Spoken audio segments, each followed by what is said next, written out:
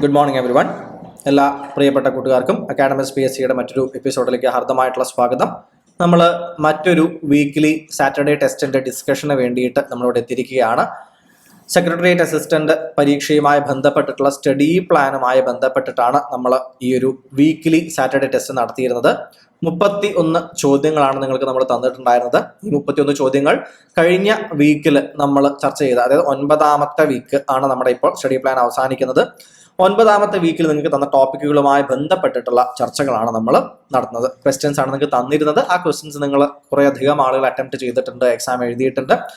ഇന്ന് നിങ്ങൾക്ക് ഇതുമായി ബന്ധപ്പെട്ട ഡിസ്കഷൻ വീഡിയോ നിങ്ങൾക്ക് ലഭ്യമാക്കുകയാണ്. അതിനോടൊപ്പം തന്നെ കീയും അതുപോലെ തന്നെ എക്സ്പ്ലനേഷൻസും ഉള്ള PDF നമ്മൾ അവൈലബിൾ ആക്കും. എക്സാം ആയിട്ട് എഴുതാൻ സാധിക്കുന്നത് തീർച്ചയായിട്ടും കോഴ്സ് എടുത്ത കുട്ടികൾക്കാണ് എക്സാം ആയിട്ട് നമ്മുടെ ആപ്പ് വഴിക്ക് എഴുതാനായിട്ട് സാധിക്കുന്നത്. Discussion is open to everyone. എല്ലാ ആളുകൾക്കും എക്സാമിൻ്റെ ക്വസ്റ്റ്യൻസും അതിൻ്റെ ഡിസ്കഷനും അതുമായി ബന്ധപ്പെട്ട കാര്യങ്ങളും അവൈലബിൾ ആക്കുന്നതായിരിക്കും. പരമാവധി എക്സാമുകൾ എഴുതാൻ ശ്രമിക്കുക. എക്സാമുകളാണ് നിങ്ങളെ മറ്റുള്ള ആളുകളിൽ നിന്നും എക്സാം ഹാളിൽ വ്യത്യസ്തരാക്കാനായിട്ട് പോകുന്നത് എന്ന് മറക്കാതിരിക്കുക. ഓക്കെ, അപ്പോൾ നമുക്ക് ആദ്യത്തെ ചോദ്യത്തിലേക്ക് കടക്കാം. ഫസ്റ്റ് ക്വസ്റ്റ്യൻ ഇതാണ്: find out the wrong pair in relation with the DPSPs in the Indian constitution. Indian ഭരണഘടനയിലെ നിർദ്ദേശക തത്വങ്ങളുമായി ബന്ധപ്പെട്ട് ചുവടെ കൊടുത്തവയിൽ നിന്നും തെറ്റായ ജോഡി കണ്ടെത്തുക. അപ്പൊ ഇത് വളരെ ഇമ്പോർട്ടന്റ് ആണ്. കീ വേർഡുകൾ നോക്കണമെന്ന് പറയാറുണ്ട്. DPSPസുമായി ബന്ധപ്പെട്ട സ്റ്റേറ്റ്മെന്റുകളാണ്. അതിൽ നിന്നും റോങ് സ്റ്റേറ്റ്മെന്റ് ആണ് കണ്ടെത്തേണ്ടത്, അല്ലെ? നോക്കൂ, article 39A free legal aid for poor, article 50 to protect monuments, places and historical objects, article 44 uniform civil code, article 43B cooperative societies. ഇത്രയും കാര്യങ്ങളാണ് ഇവിടെ എന്ത് ചെയ്തിട്ടുള്ളത്, നമ്മുടെ മുന്നിലേക്ക് ഇവർ തന്നിട്ടുള്ളത്. ഇതിൽ എന്ത് ചെയ്യേണ്ടതുണ്ട്, ഏതെല്ലാം ശരി ഏതെല്ലാം തെറ്റ് എന്നീ രീതിയിൽ നമ്മൾ മനസ്സിലാക്കുക എന്നതാണ് നമ്മളോട് പറഞ്ഞിരിക്കുന്നത്. ഓക്കെ ആണല്ലോ. ഇനി 39A ആണ് ആദ്യം കയറി വരുന്നത്. 39A ആണ് ആദ്യം കയറി വരുന്നതായിട്ടുള്ള ഒരു പ്രധാനപ്പെട്ട കാര്യം എന്ന് പറയുന്നത്. എന്താണ് ആർട്ടിക്കിൾ 39A? 39A അടിസ്ഥാനപരമായി പ്രധാനപ്പെട്ട ഈ ഓരോ ആർട്ടിക്കിളും തുടർച്ചയായി എക്സാമുകളിൽ ചോദ്യങ്ങളിൽ വന്നിട്ടുള്ള ആർട്ടിക്കിളുകളാണ് നമ്മൾ DPSPസിന്റെ ഭാഗത്ത് നിന്നും ഇവിടെ ക്വസ്റ്റ്യനിൽ ഉൾപ്പെടുത്തിയിട്ടുള്ളത്. 39Aയുടെ പ്രത്യേകത എന്താ? ആദ്യ പ്രത്യേകത എന്ന് പറഞ്ഞാൽ ഇത് ആദ്യം ഭരണഘടനയിൽ ഉണ്ടായിരുന്നില്ല എന്നതും 42nd കോൺസ്റ്റിറ്റ്യൂഷണൽ അമെൻമെന്റ്, മിനി കോൺസ്റ്റിറ്റ്യൂഷൻ എന്നറിയപ്പെടുന്ന 42ാമത് ഭരണഘടനാ ഭേദഗതിയിലൂടെയാണ് 39A ഉൾപ്പെടുത്തപ്പെട്ടത് എന്നതുമാണ്. എന്തായിരുന്നു ഇത്? To provide free legal aid to the poor. കയ്യിൽ പണമില്ല എന്നതുകൊണ്ട് ഒരാൾക്ക് എന്ത് ചെയ്യരുത്, നിയമസഹായം ലഭിക്കാതെ വരരുത്. സോ പാവപ്പെട്ട ആളുകൾക്കുള്ള ഫ്രീ ആയിട്ടുള്ള ലീഗൽ എയ്ഡിനെ കുറിച്ച് പറയുന്ന ഒരു ഭാഗമായിരുന്നു 39A എന്ന് പറയുന്ന ഭാഗം. ഇത് 42ാമത് ഭരണഘടനാ ഭേദഗതിയിലൂടെയാണ് ഉൾപ്പെടുത്തപ്പെട്ടത്. ഇനി ഈ 42ാമത്തെ ഭരണഘടനാ ഭേദഗതിയിലൂടെ തന്നെ ഉൾപ്പെടുത്തപ്പെട്ടിട്ടുള്ള മറ്റ് ഭാഗങ്ങളാണ് ഏതെല്ലാം വരുന്നത്? 43A എന്ന് പറയുന്ന ആർട്ടിക്കിൾ വരുന്നത്. അതുപോലെ തന്നെയാണ് 48A എന്ന് പറയുന്ന ആർട്ടിക്കിളും വരുന്നത്. 43Aയും 48Aയും ഇതുപോലെ തന്നെ എന്ത് ചെയ്തതാണ്, ഉൾപ്പെടുത്തപ്പെട്ടിട്ടുള്ളതാണ്. ഇതിൽ 43A എന്തായിരുന്നു? വർക്കേഴ്സിന്റെ മാനേജ്മെന്റ് തലത്തിലുള്ള, അതായത് ഡിസിഷൻ മേക്കിംഗ് തലത്തിലുള്ള പാർട്ടിസിപ്പേഷൻ, അല്ലെ? പാർട്ടിസിപ്പേഷൻ, വർക്കേഴ്സിന്റെ മാനേജ്മെന്റ് തലത്തിലുള്ള participation of workers in management of industries എന്ന് പറയുന്നതായിരുന്നു 43A എന്ന് പറയുന്നത്. 48A എന്തായിരുന്നു? To protect the environment. ഇതായിരുന്നു 48A. അപ്പൊ 48A, 43A, 39A ഇവ മൂന്നും 42ാമത് ഭരണഘടനാ ഭേദഗതിയിലൂടെ എന്ത് ചെയ്യപ്പെട്ടതാണ്, ഉൾപ്പെടുത്തപ്പെട്ടിട്ടുള്ളതായിരുന്നു എന്ന കാര്യം കൃത്യമായിട്ട് മനസ്സിലാക്കുന്നതിന് വേണ്ടിയിട്ട് ശ്രദ്ധിക്കുക. ഓക്കെ ആണല്ലോ. അപ്പോൾ 39A കറക്റ്റ് ആണെന്ന് മനസ്സിലായി. ഇനി അടുത്ത് എന്താ വരുന്നത്? ആർട്ടിക്കിൾ 50യും 44ഉം 43Bയും ആണ്. 44 ഏറ്റവും പ്രശസ്തമായിട്ടുള്ള DPSP ആണ്. സ്ഥിരമായി ചർച്ചകളിൽ വരുന്നതാണ്. അപ്പൊ ഇതും ശരിയാണെന്ന് നമുക്കറിയാം, അല്ലെ? യൂണിഫോം സിവിൽ കോഡ്, എല്ലാ ജനങ്ങൾക്കും ക്രിമിനൽ നിയമങ്ങൾ ഒരുപോലെ ഉള്ളതുപോലെ തന്നെ സിവിൽ നിയമങ്ങളും തുല്യമാക്കുക എന്ന ഒരു രീതിയാണ് നമ്മുടെ ഭരണഘടന നിലവിൽ വന്ന സമയത്ത് തന്നെ ഉൾപ്പെടുത്തപ്പെട്ടിട്ടുള്ള ഒരു ആർട്ടിക്കിൾ ആയിരുന്നു. ഇനി 43B വരികയാണ്. എന്താണ് 43Bയിൽ പറയുന്നത്? 43B ഇതും എങ്ങനെ ഇമ്പോർട്ടൻ്റ് ആവുന്നത്? കാരണം ഇത് 97ാമത്തെ 97th കോൺസ്റ്റിറ്റ്യൂഷണൽ അമെൻമെന്റ് ആക്ടിലൂടെ, ഏതായിരുന്നു വർഷം? 2011 തുടർച്ചയായി ചോദ്യങ്ങൾ വന്നിട്ടുള്ള മറ്റൊരു കോൺസ്റ്റിറ്റ്യൂഷണൽ അമെന്റ്മെന്റ് ആക്ട് ആണ്. ഈ കോൺസ്റ്റിറ്റ്യൂഷണൽ അമെന്റ്മെന്റിലാണ് 43B എന്ന് പറയുന്ന ഒരു ആർട്ടിക്കിൾ ഉൾപ്പെടുത്തപ്പെടുന്നത്. അതെന്തായിരുന്നു ബേസിക്കലി പറയുന്നുണ്ടായിരുന്നത്? അതായത് it talks about promotion of cooperative societies, സഹകരണ സംഘങ്ങളുടെ പ്രൊമോഷൻ, അവയുടെ വോളണ്ടറി ആയിട്ടുള്ള ഫോർമേഷൻ, അവയുടെ ഓട്ടോണോമസ് ആയിട്ടുള്ള ഫങ്ഷനിങ്, അവയുടെ ജനാധിപത്യപരമായിട്ടുള്ള ഡെമോക്രാറ്റിക് ആയിട്ടുള്ള കൺട്രോള്, പ്രൊഫഷണലി അവരെ മാനേജ് ചെയ്യുന്നത്, ഈ പോയിന്റുകൾക്കെല്ലാം ഇതെല്ലാം ചേർത്തിട്ടുള്ള കോഓപ്പറേറ്റീവ് സൊസൈറ്റീസിന്റെ രൂപീകരണത്തിനെ കുറിച്ച് പറയുന്ന ആർട്ടിക്കിളാണ് 43B. അത് 97th ഭരണഘടനാ ഭേദഗതി 2011 അതിലൂടെയാണ് 43B ഉൾപ്പെടുത്തപ്പെടുന്നത്. മനസ്സിലാവുന്നുണ്ടോ? ഇനി ആർട്ടിക്കിൾ 50. അപ്പൊ ഇതിൽ തന്നിട്ടുള്ള തെറ്റായിട്ടുള്ളത് ഏതാണ്? ആർട്ടിക്കിൾ 50 ആണ്. ആർട്ടിക്കിൾ 50 വളരെ ഫേമസ് ആയിട്ടുള്ള ഒരു ആർട്ടിക്കിളാണ്. എന്താ അറിയോ കൂട്ടുകാർക്ക്? Separation of power, separation of judiciary from executive. എക്സിക്യൂട്ടീവും ജുഡീഷ്യറിയും തമ്മിൽ എന്ത് ചെയ്യണം? അവയിൽ ഒരു സെപ്പറേഷൻ ഓഫ് പവർ ആവശ്യമാണ്. മനസ്സിലാവുന്നുണ്ടോ? സെപ്പറേഷൻ ഓഫ് പവർ എന്ന് പറയുന്നത് എന്താണ്? വളരെയധികം അത്യാവശ്യമായിട്ടുള്ള കാര്യമാണ്. ജുഡീഷ്യറിയും എന്തും തമ്മിൽ, എക്സിക്യൂട്ടീവും തമ്മിൽ. കാരണം എക്സിക്യൂട്ടീവ് ആണ് നിയമങ്ങൾ നടപ്പിലാക്കുക. ഇതൊരു ലിബറൽ ഇന്റലക്ച്വൽ പ്രിൻസിപ്പിൾ ആണ്. ലിബറൽ ഇന്റലക്ച്വൽ പ്രിൻസിപ്പിൾസ് എന്ന് പറഞ്ഞാൽ നമുക്കറിയാമല്ലോ അല്ലെ, DPSP Gandhian, secular, liberal intellectual എന്നിങ്ങനെ തരംതിരിച്ചിട്ടുണ്ട്. അതിൽ ലിബറൽ ഇന്റലക്ച്വൽ പ്രിൻസിപ്പിൾസിൽ വരുന്നത് ഭാഗമാണ് ആർട്ടിക്കിൾ 50 എന്ന് പറയുന്നത്. അപ്പൊ ആർട്ടിക്കിൾ 50 എന്ന് പറയുന്ന ഈ ഒരു പർട്ടിക്കുലർ ഭാഗം പറയുന്നത് ശരിക്കും ഇതിനെ കുറിച്ചാണ്. ജുഡീഷ്യറിയും അതുപോലെ തന്നെ നമ്മളുടെ എക്സിക്യൂട്ടീവും തമ്മിൽ എന്ത് ചെയ്യേണ്ടതുണ്ട്? അവ രണ്ടും തമ്മിലൊരു അന്തരമല്ല, അവ തമ്മിൽ എന്ത് ചെയ്യണം? അവ കൃത്യമായിട്ട് സെപ്പറേറ്റ് ചെയ്യപ്പെടണം. മനസ്സിലാവുന്നുണ്ടോ? പണ്ട് ബ്രിട്ടീഷ് കാലഘട്ടങ്ങളിൽ എങ്ങനെ ഉണ്ടായിരുന്നു? ജുഡീഷ്യൽ ഫംഗ്ഷൻസ് എക്സിക്യൂട്ടീവ് ആയിട്ടുള്ള ആളുകൾ നടത്തുമായിരുന്നു. ഇപ്പൊ ഗവർണർ ജനറൽ ആകട്ടെ, അങ്ങനത്തെ പ്രൊവിൻസിന്റെ ഗവർണർ ആകട്ടെ, അവർക്കൊക്കെ എന്താണ് ജുഡീഷ്യൽ തലത്തിൽ തീരുമാനം എടുക്കാൻ പറ്റുമായിരുന്നു. അപ്പൊ ഇതിന്റെ അർത്ഥം എന്താ? ജുഡീഷ്യറി എന്തിനു വേണ്ടിയിട്ടാണ്?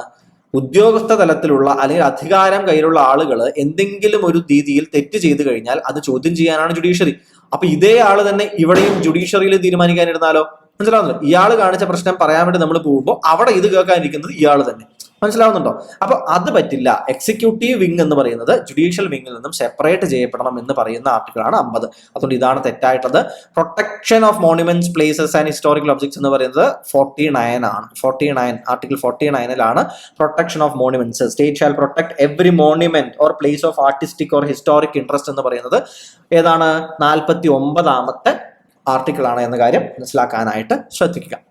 കൃത്യമാണല്ലോ? അപ്പൊ DPSPs എന്ന് പറയുന്ന ഭാഗം പ്രധാനപ്പെട്ട ആർട്ടിക്കിളുകൾ നിങ്ങൾ ഒന്ന് ഓർത്ത് വെക്കേണ്ടതായിട്ടുണ്ട് എന്ന് ഇതുകൊണ്ട് പറയാനായിട്ട് ഉദ്ദേശിച്ചതാണ്. ഓക്കെ ആണല്ലോ? അടുത്ത ചോദ്യത്തിലേക്ക് പോവുകയല്ലേ. Next question. Which of the following constitutional amendments need the ratification of half of the states? അതായത് ഫെഡറൽ തലത്തിലുള്ള കാര്യങ്ങളെ ബാധിക്കുന്നവയാണ്. ഫെഡറൽ തലത്തിലുള്ള ആശയങ്ങൾ അല്ലെങ്കിൽ സംസ്ഥാനങ്ങളെ ഡയറക്ട്ലി ബാധിക്കുന്നതായിട്ടുള്ള ചില വിഷയങ്ങളിൽ കോൺസ്റ്റിറ്റ്യൂഷണൽ അമെൻമെന്റ്സ് നടത്തുന്ന സമയത്ത് പകുതി സംസ്ഥാനങ്ങളുടെ എന്ത് വേണം? റാറ്റിഫിക്കേഷൻ, സമ്മതം കൂടി വാങ്ങേണ്ടതായിട്ടുണ്ട്. അപ്പൊ അത്തരത്തിൽ താഴെ കൊടുത്തിട്ടുള്ള അമെൻമെന്റുകളുടെ വിഷയങ്ങളിൽ ഏതെല്ലാം വിഷയങ്ങൾക്കാണ് ഈ രീതിയിൽ താഴെ തരുന്ന ഏത് വിഷയം ഭേദഗതി ചെയ്യുന്നതിനാണ് പകുതി സംസ്ഥാനങ്ങളുടെ അനുവാദം വാങ്ങേണ്ടത്? അതായത് നമുക്കറിയാം സിമ്പിൾ മെജോറിറ്റിയിൽ അല്ലെ, സിമ്പിൾ മെജോറിറ്റിയിൽ അമെൻഡ് ചെയ്യാൻ പറ്റുന്ന ചില ഭാഗങ്ങൾ കോൺസ്റ്റിറ്റ്യൂഷനിൽ ഉണ്ട്. അത് നമ്മൾ ഇതിനു മുമ്പ് ചർച്ച ചെയ്തിട്ടുണ്ട്, ഡീറ്റെയിൽ ആയിട്ട് ചർച്ച ചെയ്തിട്ടുണ്ട്. അതുപോലെ തന്നെ സ്പെഷ്യൽ മെജോറിറ്റിയിൽ ചെയ്യാൻ പറ്റുന്ന ഭാഗങ്ങളുണ്ട്. സ്പെഷ്യൽ മെജോറിറ്റിയും അതിനോടൊപ്പം തന്നെ ഹാഫ് ഓഫ് ദ സ്റ്റേറ്റ്സിന്റെ പകുതി സംസ്ഥാനങ്ങളുടെ റാറ്റിഫിക്കേഷൻ, സമ്മതം കൂടി വേണ്ടതായിട്ടുള്ള ചില അമെൻമെന്റുകളുണ്ട്. അപ്പൊ ഇത് വളരെ ടഫായിട്ടുള്ള ഭാഗങ്ങളാണ്. അപ്പൊ ഇത് എന്തിനെ സംബന്ധിക്കുന്നതാണത്? ഇന്ത്യയുടെ ഫെഡറൽ സിസ്റ്റത്തിനെ, ഇന്ത്യയുടെ സംസ്ഥാനങ്ങളുടെ അധികാരങ്ങളെ, അതിനെയൊക്കെ ബാധിക്കുന്ന കാര്യങ്ങളിൽ അമെൻമെന്റ് ചെയ്യുമ്പോഴാണ് പകുതി സംസ്ഥാനങ്ങളുടെ സമ്മതം കൂടി ആവശ്യമായി വരുന്നത്. ഇനി നോക്കൂ ഓപ്ഷൻസ് ഏതൊക്കെയാണെന്ന്. ചേഞ്ച് ഇൻ 7th ഷെഡ്യൂൾ, 7ാമത്തെ ഷെഡ്യൂൾ എന്താ പറയുന്നത്? ഡിവിഷൻ ഓഫ് പവർ അല്ലെ. ഡിവിഷൻ ഓഫ് പവർ ബിറ്റ്വീൻ ആരൊക്കെയാണ്? സംസ്ഥാനങ്ങളുടെയും കേന്ദ്രത്തിന്റെയും, അതായത് പാർലമെന്റ് അല്ലെങ്കിൽ സംസ്ഥാന തലങ്ങളിലുള്ള നിയമനിർമ്മാണത്തിന്റെയും മറ്റുമായിട്ടുള്ള ഡിവിഷൻ ഓഫ് പവറിനെ കുറിച്ച് സംസാരിക്കുന്നത്. ഈ ഡിവിഷൻ ഓഫ് പവർ വളരെ പ്രധാനപ്പെട്ട കാര്യമല്ലേ ഫെഡറലിസത്തിന്? അതുകൊണ്ട് ഇതിലൊരു മാറ്റം വരുത്തുമ്പോൾ എന്താവശ്യമുണ്ട്? ഹാഫ് ഓഫ് ദ സ്റ്റേറ്റ്സിന്റെ റാറ്റിഫിക്കേഷൻ ആവശ്യമുണ്ട്. രണ്ടാമത്തെ നോക്കൂ, changes in the provisions of article 279A. എന്താ 279A? GST കൗൺസിൽ അല്ലെ, GST കൗൺസിലുമായി ബന്ധപ്പെട്ട് ചേഞ്ചുകൾ വരുത്തണം, അമെന്റ്മെന്റ് വരുത്തണം അല്ലെ. GST ഇൻട്രൊഡ്യൂസ് ചെയ്ത 101ാമത്തെ അമെന്റ്മെന്റ് എന്ത് ചെയ്യേണ്ടതായിട്ട് വന്നിട്ടുണ്ട്? Half of the States ratify ചെയ്തപ്പോഴാണ് ആ അമെന്റ്മെന്റ് എന്ത് ചെയ്യുന്നത്, നിലവിൽ വരുന്നത്. അപ്പൊ അതുപോലെ തന്നെ GST കൗൺസിലുമായി ബന്ധപ്പെട്ട കാര്യങ്ങളിൽ മാറ്റം വരുത്തുമ്പോഴും അത് സ്റ്റേറ്റ്സിനെ ബാധിക്കുന്നതാണ്. തീർച്ചയായിട്ടും അതിൽ എന്ത് ചെയ്യേണ്ടതുണ്ട്? ഹാഫ് ഓഫ് ദ സ്റ്റേറ്റ്സിന്റെ റാറ്റിഫിക്കേഷൻ ആവശ്യമാണ്. ഇലക്ഷൻ ഓഫ് ദ പ്രസിഡന്റ് സംശയമേ ഇല്ല. അതിൽ ആരെല്ലാം വോട്ട് ചെയ്യുന്നതാണ്? ലോക്സഭയുണ്ട്, രാജ്യസഭയുണ്ട്. Elected members of the all state legislative അസംബ്ലീസും എന്ത് ചെയ്യുന്നുണ്ട്? വോട്ട് ചെയ്യുന്നുണ്ട്. അതുകൊണ്ട് തന്നെ സ്റ്റേറ്റ്സിൻ്റെതായിട്ടുള്ള സമ്മതത്തോടു കൂടിയേ പ്രസിഡന്റിന്റെ ഇലക്ഷന് വേണ്ടിയിട്ടുള്ള പ്രൊസീജിയറിൽ എന്ത് ചെയ്യാൻ പറ്റുള്ളൂ? എന്ത് മാറ്റവും വരുത്താൻ പറ്റുള്ളൂ. ഒറ്റയടിക്ക് ഒരു പാർലമെന്റിന് നിയമം പാസ്സാക്കാൻ പറ്റുമോ? ഇനി സ്റ്റേറ്റ്സിലെ ലെജിസ്ലേറ്റീവ് അസംബ്ലീസിന്റെ വോട്ട് ആവശ്യമില്ല എന്നങ്ങോട്ട് പറയാൻ പറ്റുമോ? പറ്റില്ല. അത് സംസ്ഥാനങ്ങളെ കൂടി ബാധിക്കുന്ന കാര്യമാണ്. അപ്പോൾ മൂന്നാമത്തേതും എന്ത് ചെയ്യുന്നുണ്ട്? വരുന്നുണ്ട്. Changing the areas and name of the States. ഇതാണ് ക്രക്സ്. കാരണം സ്റ്റേറ്റ്സിന്റെ നെയിമും ഏരിയയും ചേഞ്ച് ചെയ്യുന്നതല്ലേ. അപ്പൊ സ്റ്റേറ്റ്സിന്റെ സമ്മതം, എല്ലാ സ്റ്റേറ്റ്സിന്റെയും സമ്മതം വേണമല്ലോ എന്ന് ചിലപ്പോൾ ആലോചിക്കാൻ സാധ്യതയുണ്ട്. പക്ഷെ അങ്ങനെയല്ല. ഈ ഭാഗം changing the areas and name of the States എന്ന് പറയുന്നത് പാർലമെന്റിന് ഒരു സിമ്പിൾ മെജോറിറ്റിയിൽ, സ്പെഷ്യൽ മെജോറിറ്റി പോലും ആവശ്യമില്ല, ഒരു സിമ്പിൾ മെജോറിറ്റിയിൽ എന്ത് ചെയ്യാൻ പറ്റും? പാർലമെന്റിന് മാറ്റാൻ പറ്റുന്നതാണ് സംസ്ഥാനങ്ങളുടെ ഏരിയകളും പേരും മറ്റ് കാര്യങ്ങളും. മനസ്സിലായോ നിങ്ങൾക്ക്? അതുകൊണ്ട് 4 കൂട്ടത്തിൽ വരാത്തത്. ഇനി ഈ 4 നമ്മൾ ഒരുപാട് തവണ നിങ്ങളെ പഠിപ്പിക്കുന്ന സമയത്ത്, അതുപോലെ തന്നെ ടെസ്റ്റുകൾ നടത്തുന്ന സമയത്ത് നമ്മൾ പിന്നെയും പറഞ്ഞിട്ടുള്ള ഒരു കാര്യമാണ്. ഇത് എന്താണ്? ഇതിന് സിമ്പിൾ മെജോറിറ്റി ആവശ്യമുള്ളൂ എന്ന ബോധ്യം നിങ്ങൾക്കുണ്ട് എന്നുണ്ടെങ്കിൽ തന്നെ നിങ്ങൾക്ക് ആൻസർ കിട്ടിക്കഴിഞ്ഞു. കാരണം എന്താ? നോക്കൂ, 4 വരുന്നത് മുഴുവൻ നിങ്ങൾക്ക് എന്ത് ചെയ്യാം? തെറ്റിടാം. 4 വരുന്ന ഓപ്ഷൻസ് മുഴുവൻ തെറ്റിട്ട് കഴിഞ്ഞാൽ ഡയറക്ട്ലി നിങ്ങൾ ഇതിലേക്ക് എത്തിക്കോളും. മനസ്സിലാവുന്നുണ്ടോ? അപ്പൊ ഇതും ധാരാളം ചർച്ച ചെയ്യപ്പെട്ട സ്പെഷ്യൽ കേസാണ്. ഇത് നിങ്ങൾ അറിഞ്ഞിരിക്കേണ്ട കാര്യമാണ്. അതുകൊണ്ട് തന്നെ, കാരണം ഈ അടുത്ത് കേരളം എന്ത് ചെയ്യുന്നുണ്ട്? കേരള എന്ന പേര് എന്ത് ചെയ്യുക? മാറ്റണം. നിങ്ങൾക്ക് കേരളം എന്ന് നമ്മളെ വിളിച്ചാൽ മതി, എന്ന് ഒഫീഷ്യലായിട്ട് വിളിച്ചാൽ മതി എന്ന് പറഞ്ഞിട്ട് നമ്മൾ റെസൊല്യൂഷൻ പാസ്സാക്കി. ഇനി ഇത് പാർലമെന്റ് കൂടി പാസ്സാക്കിയാൽ കേരള എന്ന് പറയുന്ന ഒഫീഷ്യൽ നെയിം മാറിയിട്ട് നമുക്ക് കേരളം എന്ന് തന്നെയായിട്ട് നമ്മുടെ ഒഫീഷ്യൽ ആയിട്ടുള്ള പേര് മാറ്റപ്പെടും. മനസ്സിലായോ? അത് ആലോചിക്കാനായിട്ട് ശ്രദ്ധിക്കുക. അപ്പോ ഇനി ഇതിന് പുറമെ ഏതൊക്കെ കാര്യങ്ങൾക്കാണ് സ്റ്റേറ്റ്സിന്റെ സമ്മതം വേണ്ടത്? ഇലക്ഷൻ ഓഫ് ദ പ്രസിഡന്റ് നമ്മൾ പറഞ്ഞു അല്ലെ. അതുപോലെ തന്നെ executive power of the union, അതുപോലെ സ്റ്റേറ്റ് ഗവൺമെന്റിന്റെ എക്സിക്യൂട്ടീവ് പവർ എത്രത്തോളം എക്സ്റ്റെൻഡ് ചെയ്യും എന്നത് എന്താണ്? ഇങ്ങനെയാണ്. സുപ്രീം കോർട്ട്, ഹൈക്കോടതി ഇവയുടെ രണ്ടിന്റെയും അധികാരങ്ങൾ സംബന്ധിക്കുന്ന കാര്യത്തിൽ ചേഞ്ച് വരുത്തുകയാണെങ്കിൽ സ്റ്റേറ്റ്സിന്റെ റാറ്റിഫിക്കേഷൻ എന്താണ്? ആവശ്യമാണ്. യൂണിയന്റെയും അതുപോലെ തന്നെ സ്റ്റേറ്റ്സിന്റെയും ഇടയിലുള്ള ലെജിസ്ലേറ്റീവ് അധികാരം, അതിന്റെ കാര്യത്തിൽ മാറ്റം വരുത്താൻ, 7th ഷെഡ്യൂളിലെ മാറ്റങ്ങൾ വരുത്താൻ, അതുപോലെ തന്നെ സ്റ്റേറ്റ്സിന്റെ റെപ്രസെന്റേഷൻ ഇൻ ദ പാർലമെന്റ്, അതിൽ ചേഞ്ച് വരുത്തുകയാണ് എന്നുണ്ടെങ്കിൽ, നേരത്തെ പറഞ്ഞ GST റിലേറ്റഡ് ആയിട്ടുള്ള കാര്യങ്ങൾ മനസ്സിലാവുന്നുണ്ടോ? ഇനി കോൺസ്റ്റിറ്റ്യൂഷൻ അമെൻഡ് ചെയ്യാനുള്ള പ്രൊസീജിയറിൽ എന്തെങ്കിലും മാറ്റം വരുത്തണമെന്നുണ്ടെങ്കിൽ, അതായത് ഭരണഘടന അമെൻഡ് ചെയ്യാനുള്ള കാര്യത്തിൽ എന്തെങ്കിലും മാറ്റം വരുത്തണം. നിലവിൽ ഒരു പ്രത്യേക രീതികളുണ്ടല്ലോ കോൺസ്റ്റിറ്റ്യൂഷൻ അമെൻഡ് ചെയ്യാൻ. ആ അമെൻമെന്റ് പ്രൊസീജിയറിൽ എന്തെങ്കിലും മാറ്റം വരുത്തണമെന്നുണ്ടെങ്കിൽ അപ്പോഴും എന്ത് വേണം? പകുതി സംസ്ഥാനങ്ങളുടെ അനുവാദം ആവശ്യമാണ്. മനസ്സിലായോ നിങ്ങൾക്ക്?